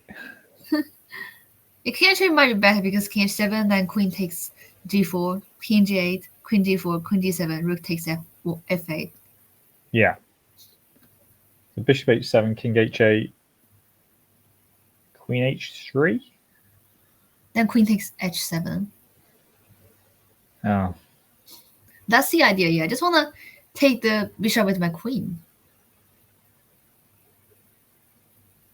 Yeah, I guess he gets 2 pawns for it, but it's not going to be enough, is it? Okay, this game looks done and dusted, doesn't it? Unless Chris finds something amazing here that we haven't seen. Really? Which I doubt somehow. I mean, you also use kind of way of exclusion of all the possible moves, like because now the queen is hanging, so you must think about the problem of your queen. So the only 2 squares for bishop is F7 and H7, And if it doesn't work, then you can include this all the options of bishop move. Well, hang on. Bishop f7 check is a possibility. Yeah, but king h8 doesn't And then queen f4. really. And rook e7. Oh, yeah. No, it's yeah. I'm just trying to make something up that isn't there. Oh, although maybe bishop f7 check, king h8, queen takes bishop then. Then rook takes f7. Rook takes rook. Queen takes. Rook f1. Queen g7. And yeah, you didn't move away, so I haven't got queen f6 check. Also, I got d4 after queen g7. Yeah. Okay. Yeah. Yeah. It's just a bit hopeless, isn't it? Yeah. So we think there Bogdan's going to move to 2 out of 2. Let's go down to we haven't this game in a long time. So it's Ransong against Adam Ashton. I can't even remember where we left this actually. It was somewhere around here. No, it was somewhere around here actually. He took on f6, didn't he? Mm-hmm. Took on f6, and Black had the nice opening here, and also a big center. Yeah. Wait, why it's like this? I would say. So first of all, knight takes c6. What if bishop takes c6? Yeah, I'd have been tempted by bishop takes. I guess maybe he just didn't. He just wanted to bring an extra pawn towards the center and have a bigger center. I mean, with the bishop here, the most important thing is to open the center and make bishop activated. So bishop take then e5. Yeah, it's a lot quicker, isn't it? Mm-hmm. Yeah, I think. Yeah, bishop takes an e5 is just so much faster, and he's got everything that he wants. Yeah. Maybe this is just a bit slow because allowing e5 doesn't feel right. Mm-hmm. I think Ran can probably be quite happy that e5's come in now and he's kind of closed the center a little bit. Yeah. Whereas the bishops want the open center, and we can be very happy with that. But of course, he's still got a bit of an advantage here. Adam has attacking this b pawn, which moved forward, and then I'm convinced by rook b1, but a4 comes anyway. Mm-hmm. And he's just ruining that queenside pawn structure of whites. Oof.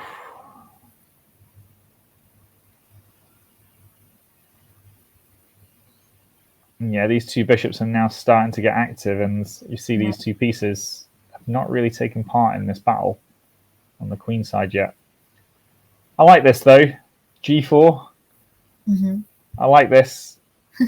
I think he's not really got much hope though. I think in this position, so maybe G4 might be a good try. I'm not saying it's going to work, but we're currently in this position at the moment, and I think Black's doing quite well here. Yeah. Yeah. And maybe we were. I mean, maybe White could have played it better earlier on, but I think White's just got to go for everything they can really now and chuck everything forward. But with Black to move, it's I'm guessing he's just thinking about how he could actually turn this advantage into a win.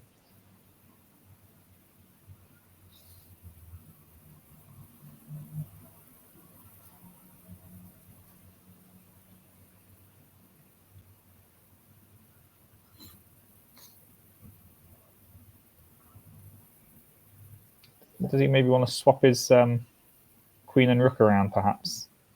Yeah, so how about queen c7, rook a3, and then queen a5 again? And then back. Yeah, and then rook a8, probably. Yeah, just put everything on this pawn and then take it. Yeah. Yeah, also I'm attacking c3 pawn. Okay, yes, of course. Another weakness. So yeah, I guess that's the difference in the pawn structure between the two sides, isn't it? This is weak, whereas Black's pawns, actually there isn't a single weakness in Black's pawns, actually, is there? Yeah. So that's the damage that this move back here, which if you're a little bit new to chess, then a move like this looks like a silly move because it gets taken and then there's a tempo attacking the queen. But it split these pawns and he was able to win it back quite easily. And then, of course, White's left with these split pawns here that Black can just very slowly start to try and attack and White's pieces will become tied down to defending them, and won't be doing much active. And that's even if the white pieces can defend them. So yeah, Iran's only down to 50 minutes here, and only used an hour his clock so far. But nobody's in time pressure at the moment, so maybe we'll try and drum up some sort of kitchen sink ideas going down this way. But I don't think we're believing that, are we? At this stage, I don't think that's quite working right now. But yeah, I like your idea of Queen C7, Rook A3. It's a nice little plan. Simple and effective, isn't it? And does the job. Okay, well, so Adam's got the advantage there. So looks like Bogdan's currently winning. Adam's got an advantage here, trying to call it out. We've got Edward Jackson against Adrian Lambert here. Hang on, wasn't this the perk that we really liked for black? Yeah. I don't necessarily like this position as black anymore. Wait, what happened? Where's the bishop? Okay, well, we saw it at bishop c4. Mm-hmm. Black was doing fine here. Yeah. Queen b4 got played, though. Mm-hmm. Bishop b3. Then he went for knight d4. Well, I'm not sure about this, but this is a common idea, but I'm not sure whether it's the time to go for this move. Yeah, it looks like a very forcing idea, doesn't it? But what is the actual idea here? Is he thinking he's winning a pawn? Really? Because after knight takes knight, pawn takes knight, the knight on c3 moves, and then he takes on e4. But I mean, why can't go for knight e5? Also, why can't go for e5? Is that right? Yeah, well, I mean, he doesn't go for either of those in the end. He actually goes for after takes. Oh, he takes with the queen. Yeah, that's why. And then he goes queen f3. But I don't understand why taking with the queen here. I don't get this. It's probably pawn take doesn't really work because, I mean, e5, e6 is a very common plan. Yeah, I mean, you've got this, you've got this. Mm-hmm. It looks quite good. So why not play rook a8 here? Yeah, I was thinking about that. But the thing is that the queen can go to, let's say, queen to c1.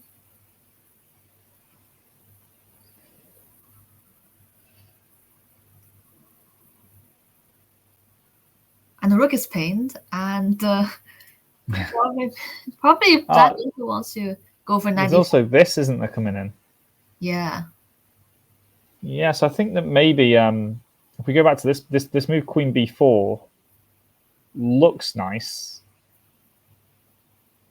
but actually it kind of just, because you can take the knight off first and then play knight d5, it kind of feels like it's kind of a bit misplaced. Because the move that I'd love to play as black here is knight a5. And chop this guy off. Yeah. But it doesn't look like that this is possible. And after queen f3, I guess what happened next? Queen d6. So what's black accomplished in those few moves? Black's queen has done an equilateral triangle move.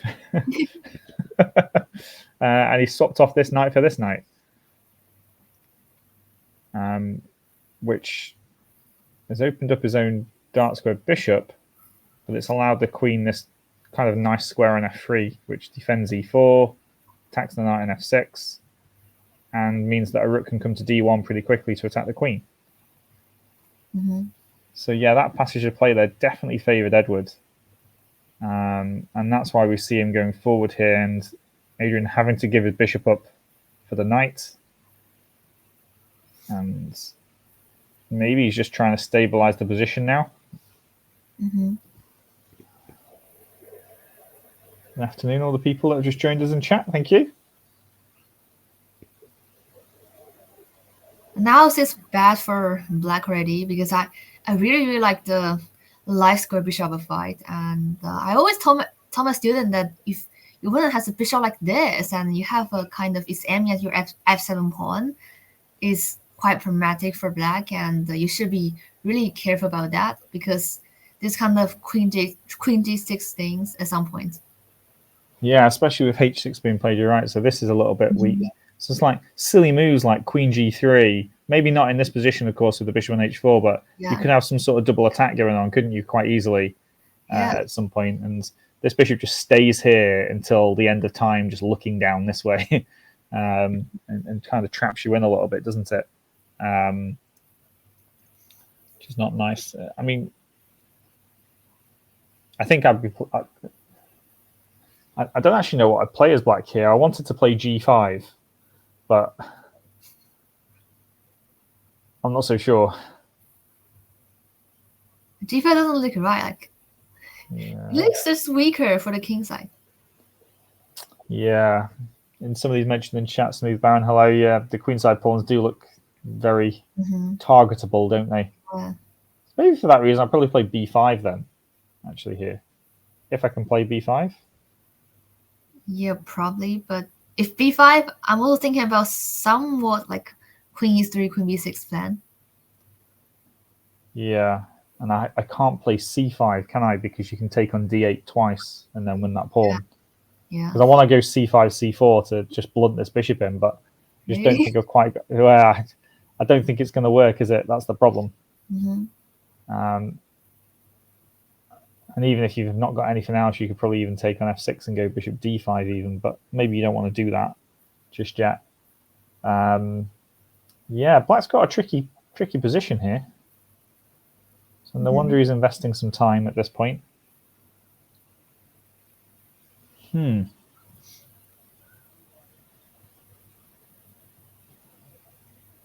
In fact, what can black actually move then, apart from pawns? Not really.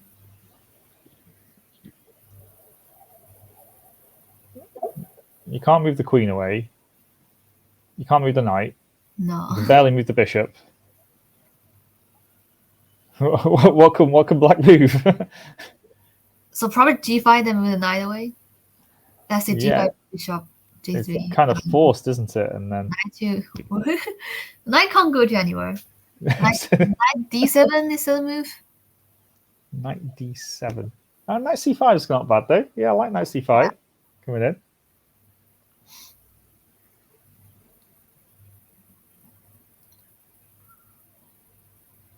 But can knight c5 work? Because I have rook d8 and then take this f7 pawn. Okay. So this f7 pawn is still a problem. So let's say I simply go for queen f5. Yeah, which forces the knight to move Yeah. back to f6. Really? But if e5 pawn is turning. Oh, okay. So this is one way that this is probably what's going through Adrian's mind at the moment. Yeah. And he's thinking, oh, this just loses. Or maybe he has to do it actually, and maybe he just has to go for this. Just how bad actually is this? Really? This is super bad, I would say. Oh, can you do queen f7 now? Probably, oh, yeah. And that's a problem, isn't it? Yeah, that's even better. It's even better, isn't it? Uh-huh. Okay, so yeah, can't do that. Yeah, so what does he do? Bishop, hey, what does black play? He's got to go b5 or something, hasn't he? And then Yeah. b5, I'll definitely go for take t and then queen e3, I think. yeah. At least after queen e3, you kind of take some pressure off the knight on f6. Uh-huh.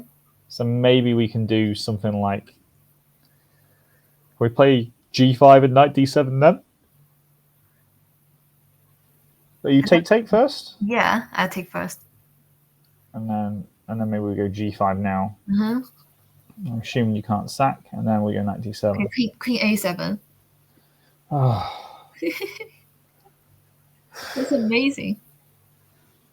not making it very nice to play this as black. Mhm. Yeah, okay, so maybe c5. Wow. c5 is the only move then, perhaps.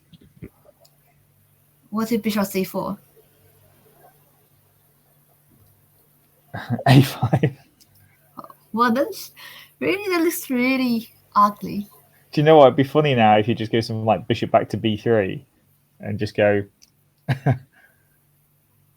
Probably b3 is more accurate, I should imagine, or something like that, and just go Or what does black play even now? Yeah. I mean, king h8, king g8, king h7. You know, that's the only. I mean, even then, does the pawn on? You can't even do that. You can take on d8 twice and then take on f7. Mm-hmm. So you can't even go king h8, king h7. So the king's even stuck. So therefore, by deduction, the only move to be played is bishop h8. Really? Ouch. Oh wow. You know, it's like at first look, you look at this position and think, oh, it's just a bit of an equal position. White's got the d file, but actually, black can't move a single piece. Mm-hmm. Wow. Well, I tell you what, Adrian, I do feel sorry for you here, and well, yeah, obviously, you know what, he knows where he kind of went wrong before doing this queen maneuver that kind of was a waste of time. Yeah. Trying to work out. Let's have a look at Mike Surtees' king that was on d7. What square do you think Mike Surtees' king would be on now? It was on d7. Still on d7? You still think it's going to be on d7? Okay. Yeah, because it's quite still in the square. Okay, I'm going to go for e6. Really? E6? Ah! d7, yeah, that's why I said d7. Yeah, obviously you're right again. So hang on, let's see. Where did we last leave this then? It has moved though. It had moved. Yeah. It has moved around a little 95, bit. So I think. Yeah, 95 is a point. D takes c4 and yeah, this is a we point. saw it here, didn't we? Okay, so knight d5 was played.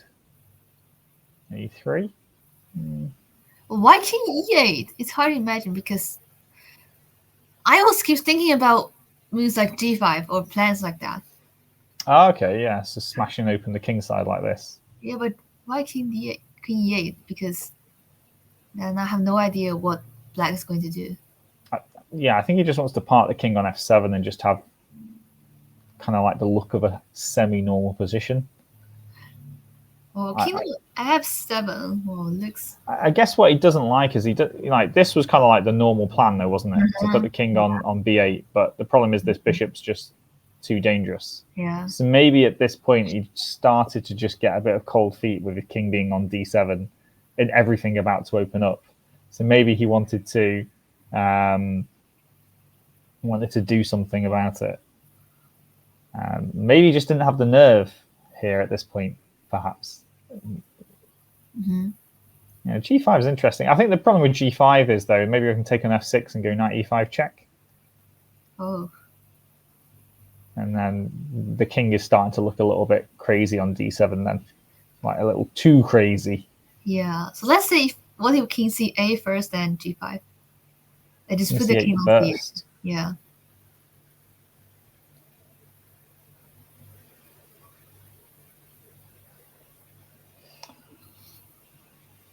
Okay, I mean, let's go b4 then. Then g5. And g5, wow. So what you're actually threatening here, so if I take on g5, are you taking... I have no idea, just to open more files.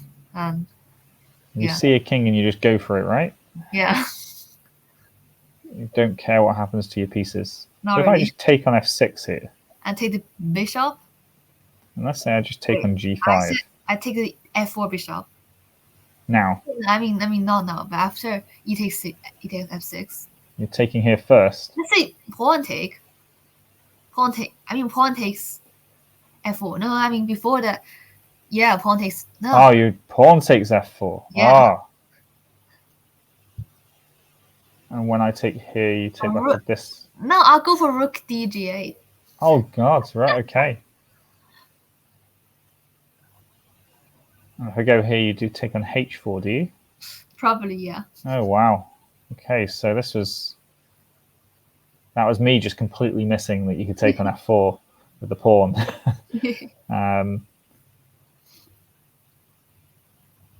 So how bad actually is this if I take this way? Now take the g5 pawn.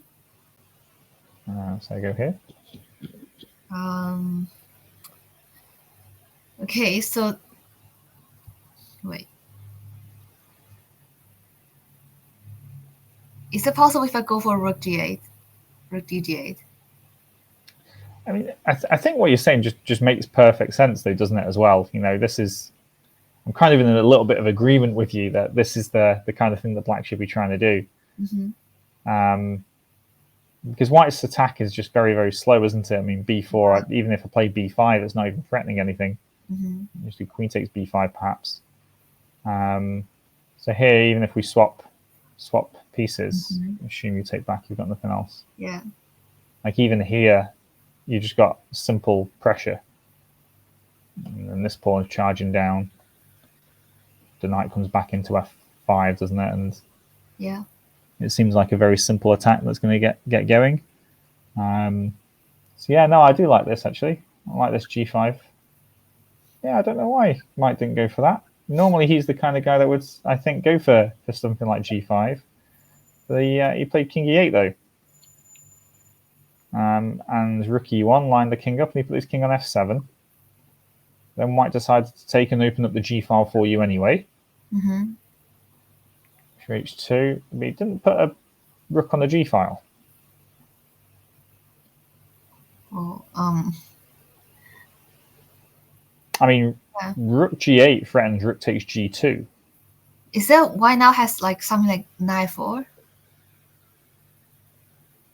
Knight f4. Yeah. And you're worried about the e6 pawn.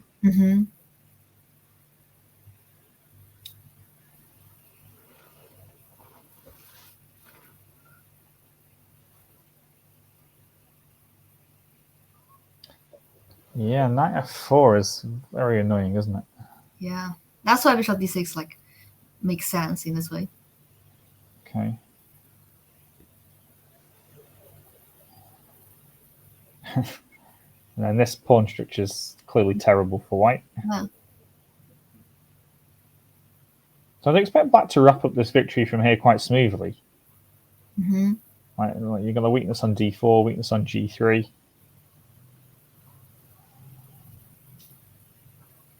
The king goes to e7 now because of the knight checks.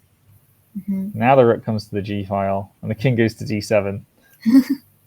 H2, holding on to this pawn for dear life. Yeah. Yeah, that's where the rook belongs. Rook e2. d6. White is just holding on here, really. e4. How has white held on to this point? Feels like black should have been winning these pawns much easier. Knight e7 is the last move played by Mike Surtees, with the clear intention of saying, I am going to win this pawn. Yeah.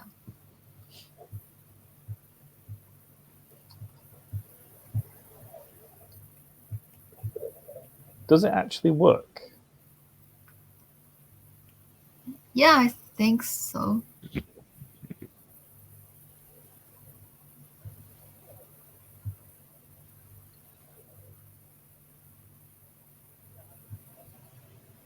Yeah, I think it does.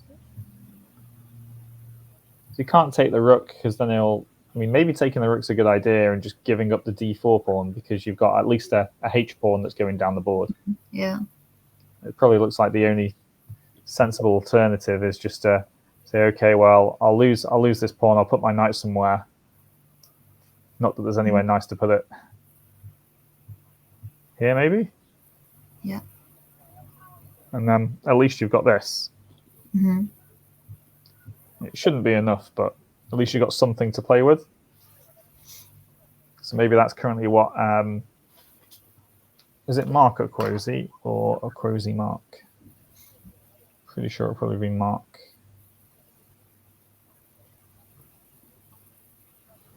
Yeah, have a little look.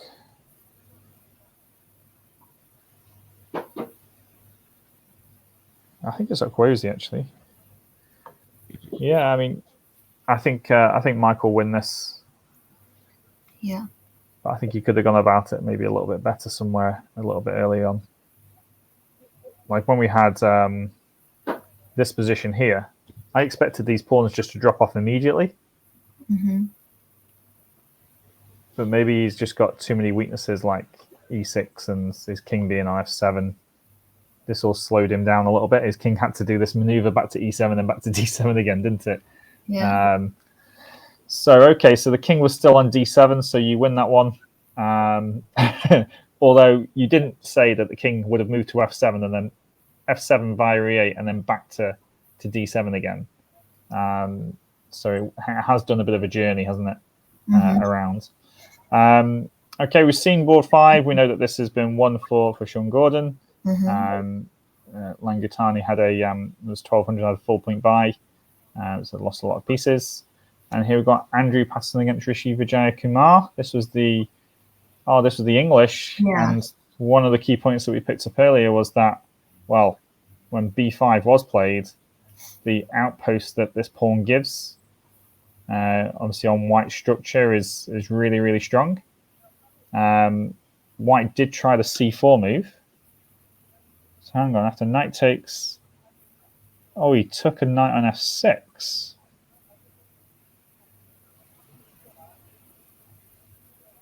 Oh, so this was the problem. Because after knight takes, he then goes bishop d5. Very nice. Yeah.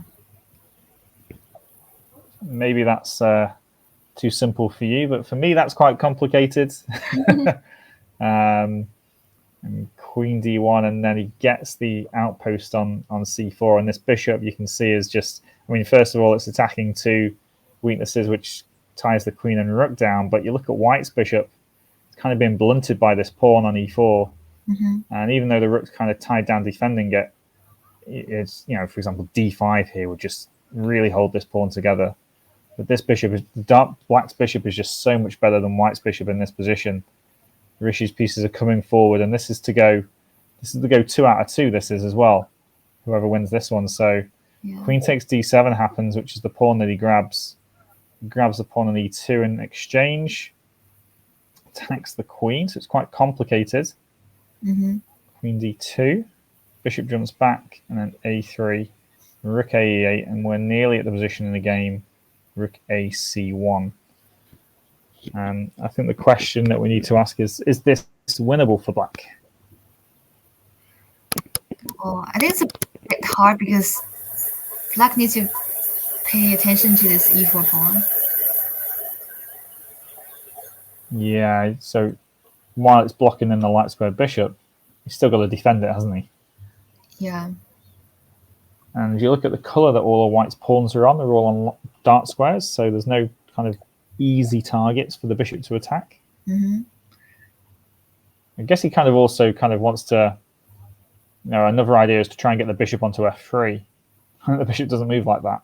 Yeah. So it looks pretty impossible. Maybe something like h5 here? Oh, or is that the threat? Yeah, I saw a4, but is that c6 can just easily make it solid? But then we can go a5. Yeah, but then probably black just ignore the queen side and go for h4. Okay, so h5, a4, c6, a5, h4. Yeah. And just try and smash through. Okay, so suppose I even let you get this pawn here. Is that actually threatening anything?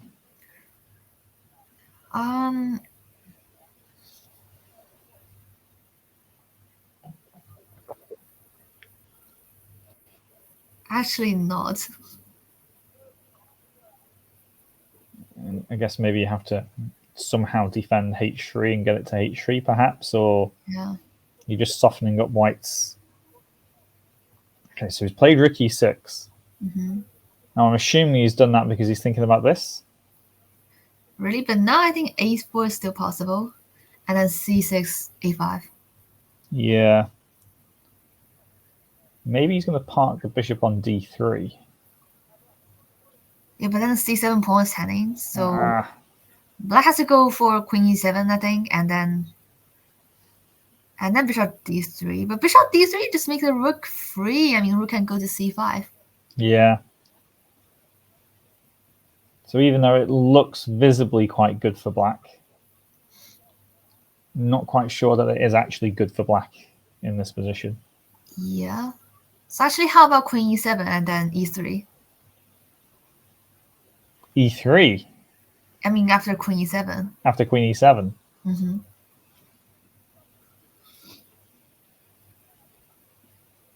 Oh, and is the point going to be that like we might end up with some weaknesses either here or here on A3 and B4? Probably.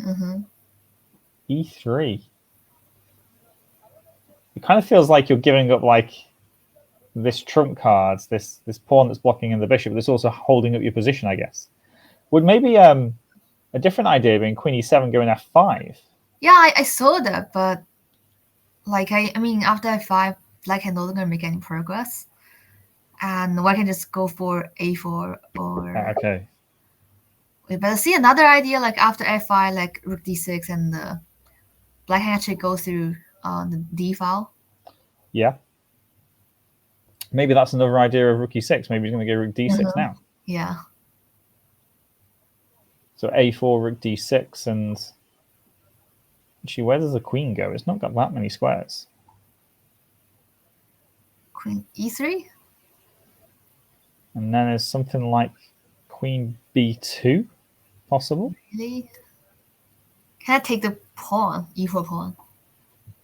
Oh, because F5 doesn't work because you've got check. Yeah, that's why I would say probably Queen E7 first, then F5, then Rook D6. Yeah, okay. So maybe some still play left in this position then that Rishi's got to really work to find it, and White's just pumped for Rook E3. I'm not sure how much of the situation that changes. I guess it takes away your E3 move from before, but maybe if Rishi can overprotect this pawn and get this Rook free, and maybe also the Rook comes to A6 as well now, could be quite good for him, but we're still a little uncertain just how good it is. Maybe it's just unpleasant for White rather than being winning for Black. But okay, we've got some results in actually as well. So we'll skip down to these. So Keith Arkle did not have the best opening here. Well, at least we didn't think so. We saw it at knight H4. And thought Joel Hutchinson had quite a good position. But it looks like something fell apart somewhere. So F3 was played. Takes on F3. I don't like this now. So those two pawns that he had before were beautiful, weren't they? And that's why I don't like E4. Like it's quite terrible. Yeah. And now there's typical fashion. Now he starts to control the game. And these knights and bishops, all of a sudden, a few moves ago, were stuck back on the second and third ranks, and here they're starting to come forward. Yeah.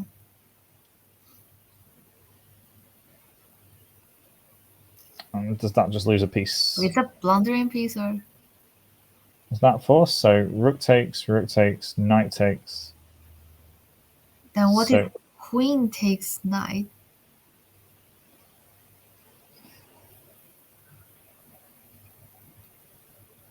I'm guessing maybe just move the rook to F1. But is this better than what happened in the game? Because in the game, just completely blundering of a piece. Yeah, it looks like. I mean, it's definitely better because he's not a piece down. He's actually still got some chances here. I mean, his king's terrible, and like bishop E6 is coming in, knight F5 is coming in. But if the king just sits on H8, then maybe he could survive. Also, what about queen G5 to trade the queen and yeah, get rid of all the danger? Like, I mean, I guess rook F1 just to save the rook. What if queen G5 now? We haven't got time for rook F7. Rook F7? Yeah, we haven't. No, we haven't got time. Yeah. No, I mean, yeah, it's all to play for here. It just looks like it's a bit of a blunder then, perhaps. So after knight takes G7, for some reason he's done bishop takes rook, and then knight takes rook, and then queen back. You can't move the queen anywhere to defend this bishop. Not really. Oh, because that's a shame. Attacking by like two pieces, king and the queen. So I'm interested actually to see what after queen takes knight, what's the evaluation here? So white is better, but still playable, I would say. Yeah, definitely still playable. Rook F1, okay, is still better for white, but not. I mean, it's better than going the piece down, isn't it? And this is just game over now, and that's it. That's a shame, Joel. I thought you had an opportunity there. Maybe not play E4, and if he doesn't blunder the piece, you think you still had chances. But well done to Keith, moving 1.5 out of 2. Paul Macklin what happened here? Oh, this was we wanted knight g5, didn't we? Yeah, knight g5 and bishop. Oh, bishop f6 got played. What is that? I didn't think of It that. doesn't have to be taken though, does it? Yeah, what if I just stay here and Oh, and then he came in Knight. with knight g5. Mhm. And then queen e3. Then queen h3. Basically, I think Paul's been listening to us, or listening to you anyway. Because yeah, this just won the game instantly, didn't it? Mhm, yeah. And there's nothing that Black can do to stop checkmate. Wow. Well predicted. And well thought out, and that was game over like 3 or 4 moves later. We also had another result here as well. Tashika has beaten Chris Yeah, Holmes. this one. Oh, We bishop left this d4. one. Yeah, so rook f2 was played, bishop here, bishop d4. And then after- resign. He took here and then took here, and then white won. Mm-hmm.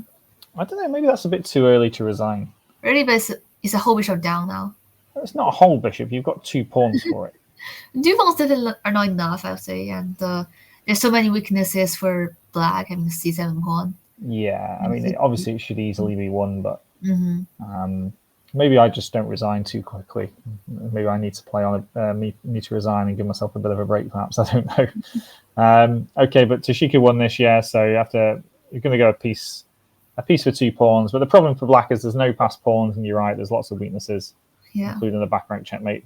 The c7 pawn's going to get hit very quickly, and it's going to be all over.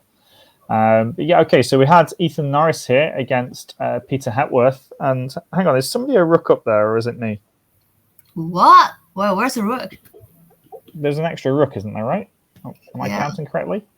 Yeah, it's correct. So where's the rook? So hang on, Ethan's a rook up for a 1 pawn. Yeah, that's Has an hour on the clock. exactly what happened. And okay, well, where did we miss this then? So we saw this.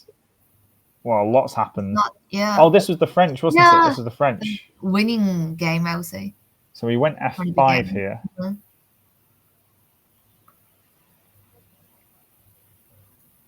And then e6 happens.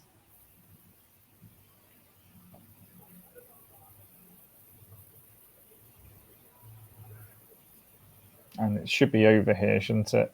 Mm-hmm.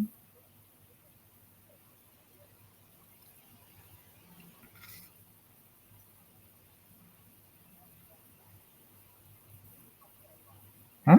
Oh, I think this should be an error of the broadcast. It should Yeah, I be. think the board just got mixed up here. They wouldn't have done those moves, would they? Yeah.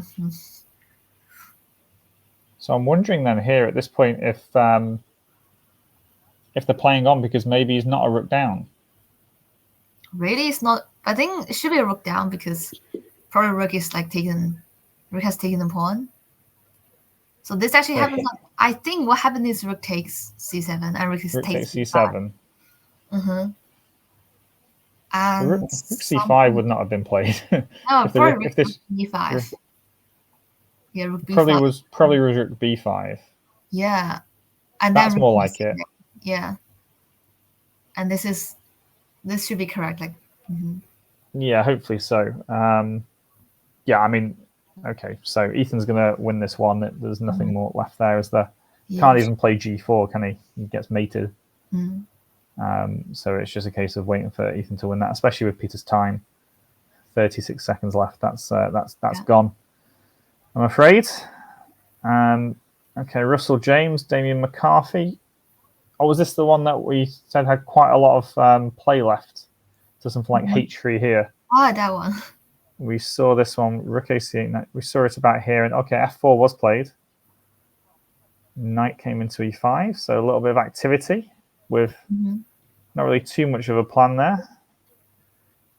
And so we have this interesting knight versus bishop. The knight can't do much though. Should be 2, and then he swaps rooks here, and we're left in this position. Hello, take the space. Mhm. So, okay, so I don't know why black is thinking about taking a rook back. Maybe he's away from the board, perhaps. Oh yeah, but I always prefer black here. Hmm. Like I prefer knight against bishop. Like this in Sicilian, if you have a knight against a light square bishop, then it's probably just better for black. And I play lots of games like that. And when I was black, I always get an advantage like that. And when I was white, and if I got this bishop left, I would struggle a lot. Yeah.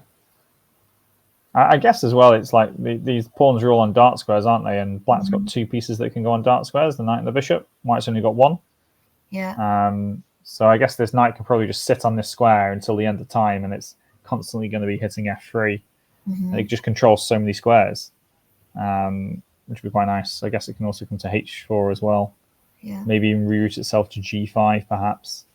So it is a really good piece. So maybe white will be thinking about taking it then. Yeah, but then black's pieces are much more activated, like the bishop and the rook occupying this open file. Well, what can you do with the bishop and rook? Not really know of it. Rook c3. Yeah, also king go out and the king to e5. So okay, so this is the plan. Yeah. I think rook c3 would run into bishop d4. I wouldn't be surprised, if he does take this knight off. Yeah. But I think the problem then is, like, how does white unravel? Because you can't really move your rook to the c file, can you, to swap that off? It's quite difficult. And so probably rook b1 first, and if bishop goes away, then rook c1. Yeah, that makes sense. Rook b1. Yeah, rook b1's a really nice move, actually. Yeah. So hang on. Maybe rook b1 first, then. Oh, no, because you can check then, can't you? And then play knight e5. So maybe if we take first. Take first and then go rook b1.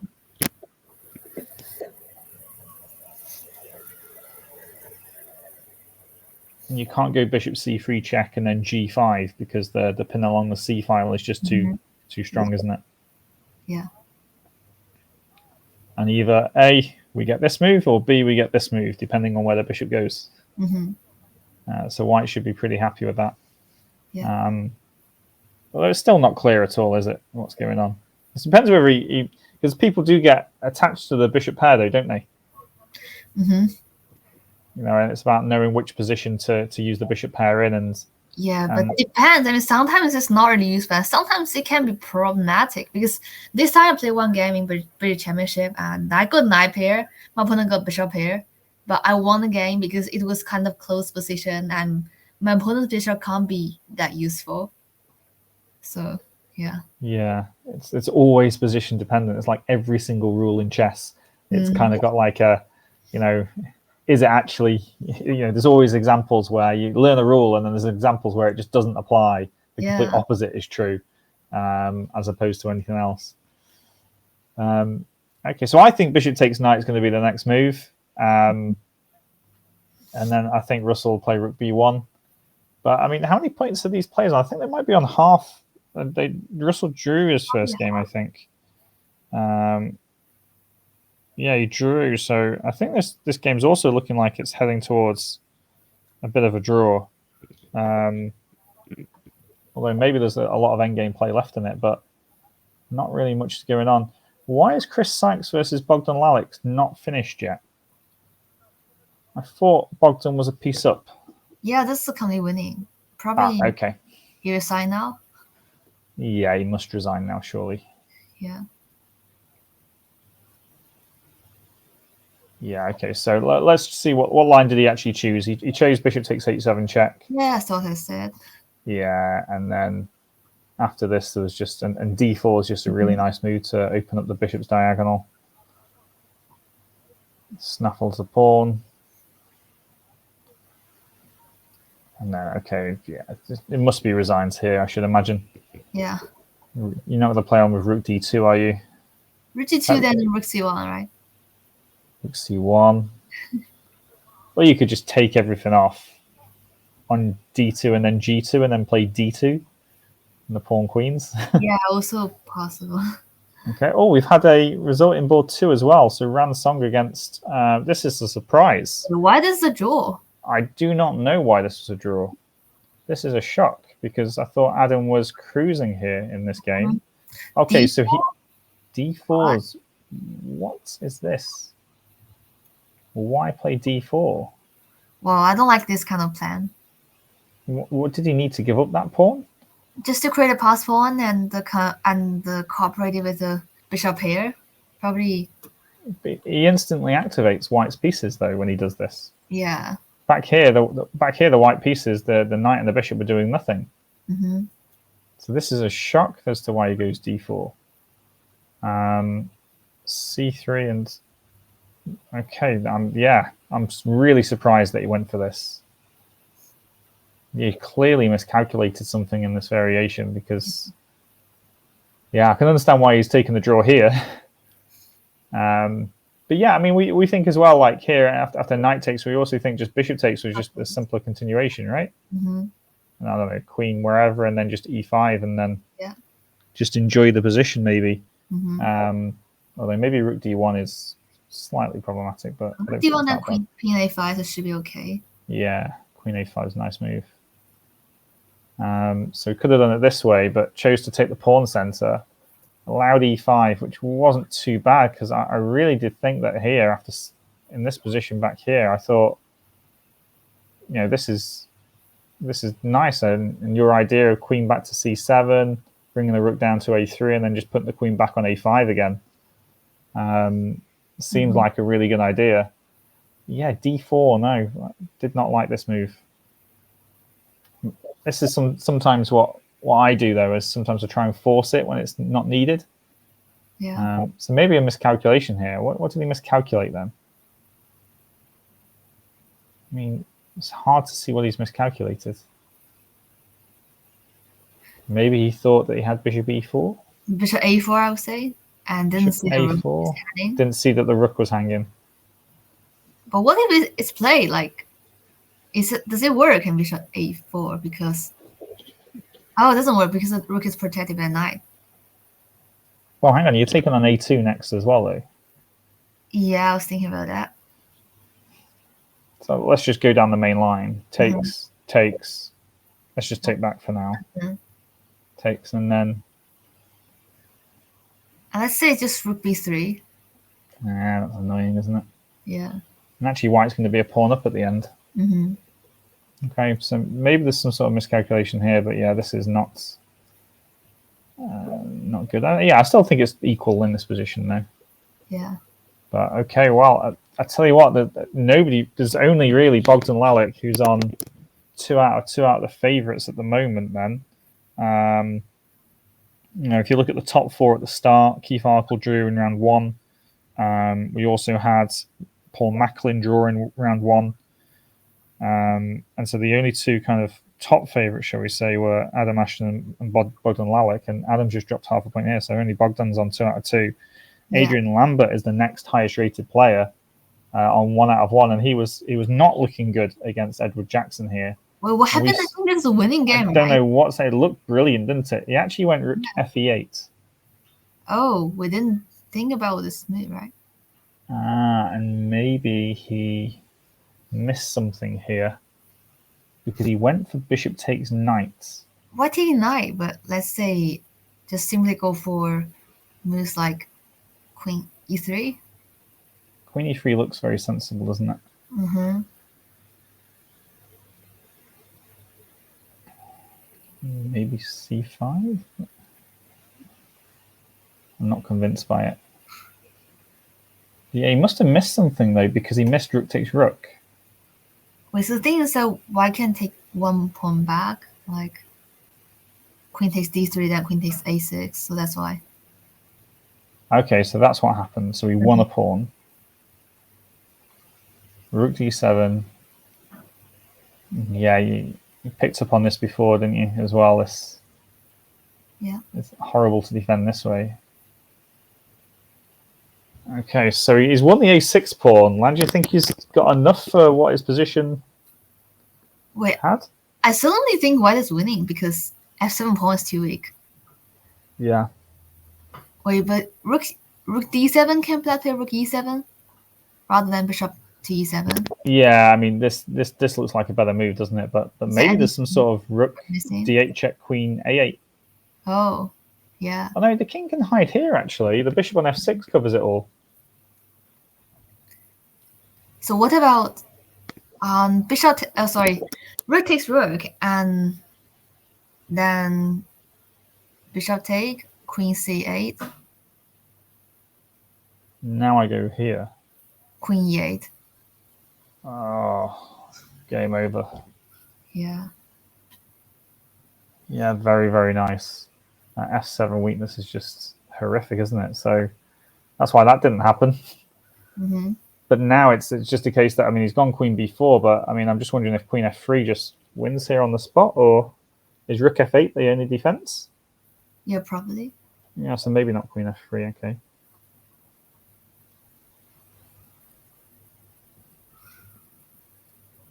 He's played g3. Mm-hmm.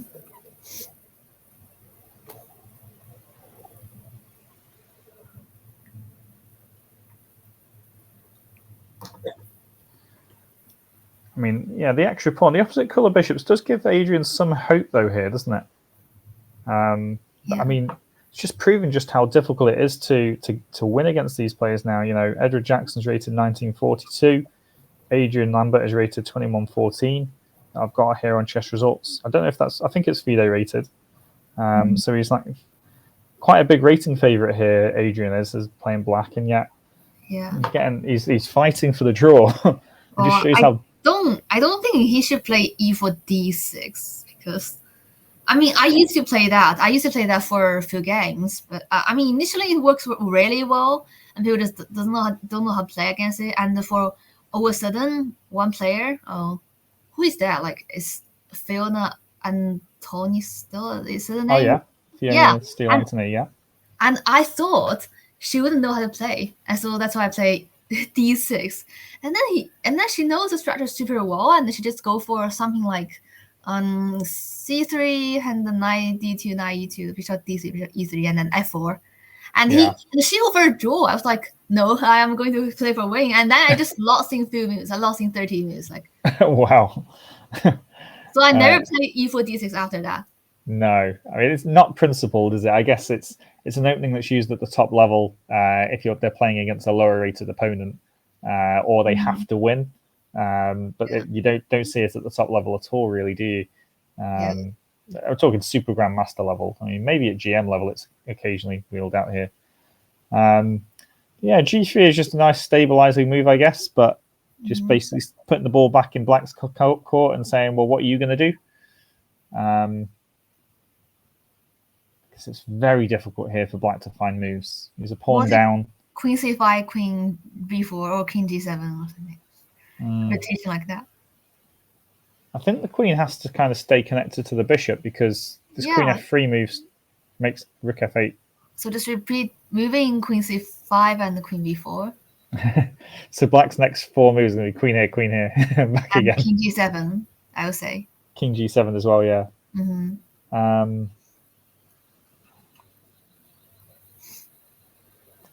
I guess the question is, how does White break through them? Yeah. Maybe we can go for something like when the queen's on c5, maybe c3. Yeah, that's a good idea. Like c3, then bishop c4, then b4. Yeah.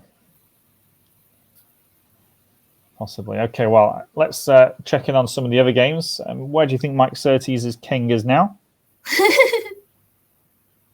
Was on d7. d7, yeah. You're going to say d7 again? Okay, I'm going to say e6. e6 again? Oh, no. d7 again, yeah. Okay, so king is still on d7 and hasn't moved. Wait, why are they still playing? Okay, well, we had...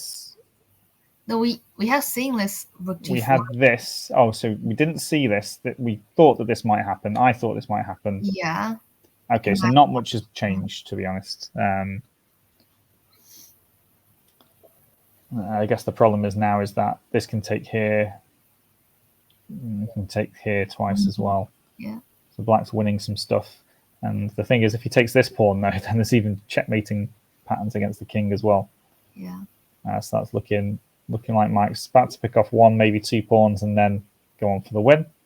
So we've only actually got 4 games left here. So let's flip through to Andrew versus Rishi.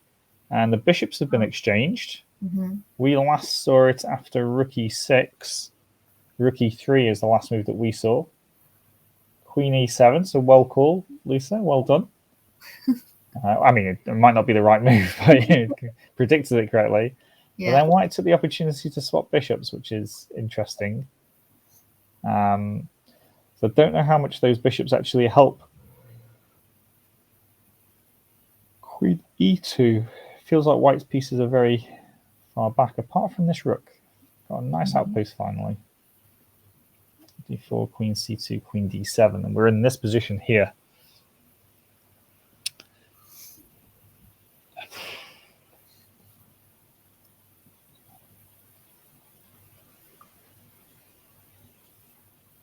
Well, I think White's a bit problematic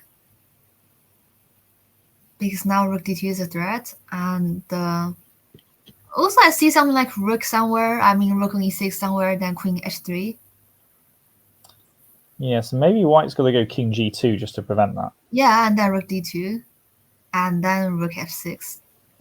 It's all starting to go in the wrong direction, isn't it? And actually, this rook on c5 actually would prefer to be somewhere here or swapped off for one of Black's rooks. Yeah, if White had managed to swap off 1 pair of rooks here, then the attack isn't quite as strong. But with both rooks on, control of the d file. So rook d2 here next. What's White's response to that? I'd say so. What does White even do? I have no idea. You have no idea. So rook d2, queen somewhere, rook f6. Maybe defend the pawn on f2 with the queen. Yeah, but then doesn't look right. Let's say if rook d2, then queen c1, and rook f6, queen e1.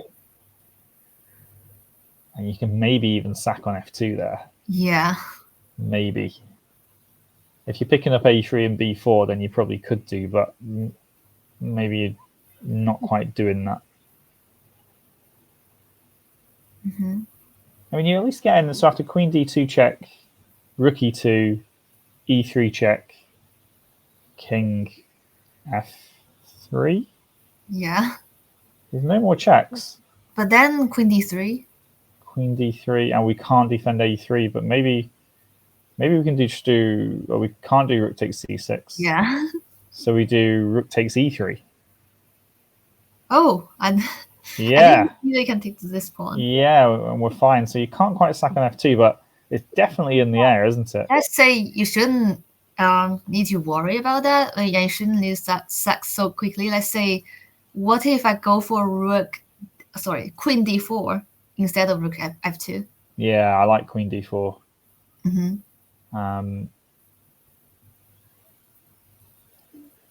Doesn't actually threaten anything though, does it? I don't think. No, at that not stage, really, but just White's pieces are just very messed up. Yeah. Actually, I'm threatening queen b2. Okay. So we have to go rook. Oh, we can't go rook e2. You can just do rook f takes f2, right? Or can you? No, you can't. Rook e2. Wait. After queen d4. Yeah. How about, is e3 possible? Might be. E3. Yeah, E3 looks like it could be game over. Yeah. And this could be Rishi moving to 2 out of 2. I'm not so sure about White's plan of swapping off the light square bishops here. I didn't think that was the... Like back here, when he goes bishop f1, it's quite interesting that this bishop is... It looks really good and it's on a great outpost, but it's not actually attacking anything. Whereas this bishop is actually causing some issues, holding up the black pieces. And maybe you should have gone for a4 a bit quicker. Yeah. Or maybe something like just rook d1 and try and swap up a pair of rooks, because that's where the danger's coming as well. But okay, King g2, rook d2, queen c3 has been played. So how is he defending against rook f6 then? Or is he just not? Not really. Rook f6? Yeah. I don't see much else. Hmm.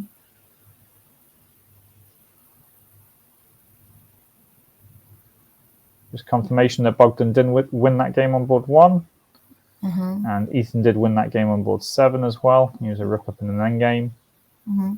So I think all these players here are all. So Ethan's on 2 out of 2 now, actually. Yeah. I think. Yeah, Ethan Norris is on 2 out of 2. Rishi, if he wins this, will be 2 out of 2. Sean Gordon's on 2 out of 2. Mike Surtees, if he wins that, will be 2 out of 2. Mm-hmm. Edward versus Adrian. Edward would go to 2 out of 2 if he wins. Who did Edward play in the first round? Played Alan Llewellyn. Okay, and he won his game. Okay. So rook f6, and this could even be resigns here, right? Yeah.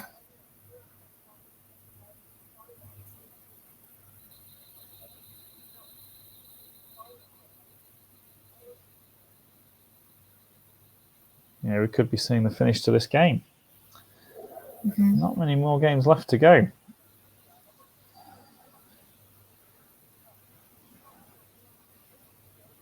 There isn't something that I'm missing here, is there? A simple way to defend f2 because I can't see any. and it's going to be checkmate as well, isn't it? When you take on f2, or it looks like everything's going. Yeah. Because queen h3 checks even come in some lines. Or Yeah. okay, well that looks like it's going to be game over. Looks like Rishi's going to move to 2 out of 2. Possibly a good decision then to not play in the Glorny Cup. Scoot on down to Russell James against Damien McCarthy. He didn't take the knights. Yeah, I didn't think that. But what happened? Why knight is retreating? So we had this position, and he went bishop f5. So why rook to e8? I don't know why rook to e8. I'm I guessing know, maybe, because rook c7 and bishop b6. yeah, is the rook running out of squares? Mm-hmm. Yeah. Oh wow, completely missed this tactic. Yeah. Really nice. Because rook c3 is just fake. Bishop d4 is just really good. Mm-hmm. So rook e8 and then check, and then rook here, bishop back. And white takes control over the c file, and that could be pivotal. Well seen, Russell. And now knight f8, and this is the position that we've got on the board at the moment. Does he save his bishop, or does he go in with rook c7? Yeah. Actually, rook c7 would be quite good. Sorry, what was that? Rook c7 would be quite good. And then taking the bishop. I mean, I'm going to take this a6 pawn also. Are you? Let's say rook c7 and knight takes e6. Wait. D takes e6. And then king f6? And taking the b7 pawn. And if I take on e6, you go rook a7, right? Yeah. Okay. So hang on, if I go rook c7, knight takes bishop, pawn takes, king f6. Wait, rook c8 is played.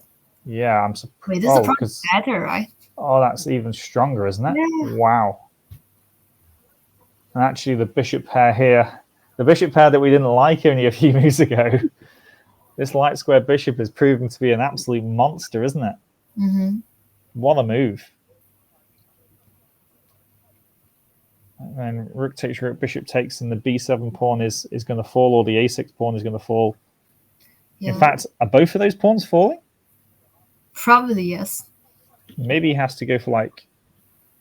The knight can't get over. The knight on f8 is just a terrible piece. Wow. I mean, I thought that black was doing okay only a moment ago, and then actually just missing this bishop f5 move was actually ingenious. Mm-hmm. Yeah. Really well played. And that looks like it's going to be quite an easy endgame to win as well. I think maybe he has to swap rooks and play a5. Loses the b7 pawn, but the problem is the black pieces just can't get over, can they? They can't get over this way. Maybe when he takes on b7, knight d7, and something like knight c5 has to be played. But even still, like, the king is just kind of, it can get to here, but it can't get any further over. It's kind of blocked. Yeah. And because of that, this extra pawn on this side of the board will just probably queen quite easily. So that's going to be really tough. What a great move, rook c8. Russell James needs it, though, to be honest. He drew his first round, and you can't drop too many points in these weekend congresses. You've got to, I mean, I'm saying that, there's been so many points dropped already. Yeah, you've got to play. Just having a look, who did Damien beat in the first round, actually? Damien drew with Paul Macklin, so he had a really good draw there. Now he's playing against another strong opponent. So yeah, we're going to see these captures, and this pawn's probably going to disappear. And just to confirm, Rishi has won the game after rook f6. It did prompt resignation. There's no easy way to defend this pawn. Yeah. And that would lead to checkmate. So he moves to 2 out of 2. Definitely one to watch. Looking forward to seeing him play against somebody like Bogdan or Keith perhaps in the next round. I think he might be the wrong colours for Bogdan. So it might be somebody different. We've still got Edward trying to win this game against Adrian. He's a pawn up, offering the exchange of queens here as well. Really? Yeah, maybe that's a little too soon. It gives Adrian just a little sniff, doesn't it, of an opposite colour bishop endgame. Probably can work, because the thing is that the e7 bishop can't really move, right? Yeah. Wait, but what if the queen is taken and then king f8 and then rook to somewhere? Yeah, at least the e8 rook is free, doesn't it? Yeah, but the idea is that probably white has rook b7. And then if the b6 pawn is dropping, then that's 2 pawns, and that should be a clear win. Okay, so Adrian's in a bit of pressure here. See what happens. And Mike's still playing this game. Why is this still going on? This looked like I thought this was going to be easy. He just doesn't want to take any pawns, does he? So hang on a minute. So he's played knight. So he could have taken the pawn here, right? So it's pawn number 1 that he could have taken. He played knight f5. His opponent played knight b3. He can still take a pawn. But Number 2 and number 3. Knight a5 is a threat. Knight a5. So that's why he went for b6. And then a4. But even here, he can still take 2 pawns. Yeah. And he says, no, I'll just go queen d5. It's like, why is he not taking pawns, Lisa? Is this the best move? I don't know, but I prefer knight 4 rather than queen d5. Yeah, because the only thing that can hurt you in this position as black is this pawn. It's the only thing that can cause you problems. Yeah. So why not just get rid of it and then just come back with a knight? Unless there's maybe after knight h4, is there some sort of queen here or something? Yeah, probably. I think just f5.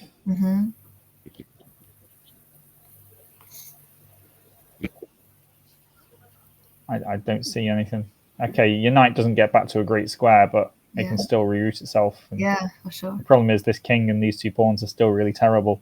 But maybe Mike sees something that we don't, and queen d5 is really good for some reason. I guess how does he defend the knight? Queen c3? Yeah, so queen c3 was played. Oh, queen c3 has been played. Okay, so let me click on that. Queen c3 has been played. So he's not even technically winning here if you count up the bits.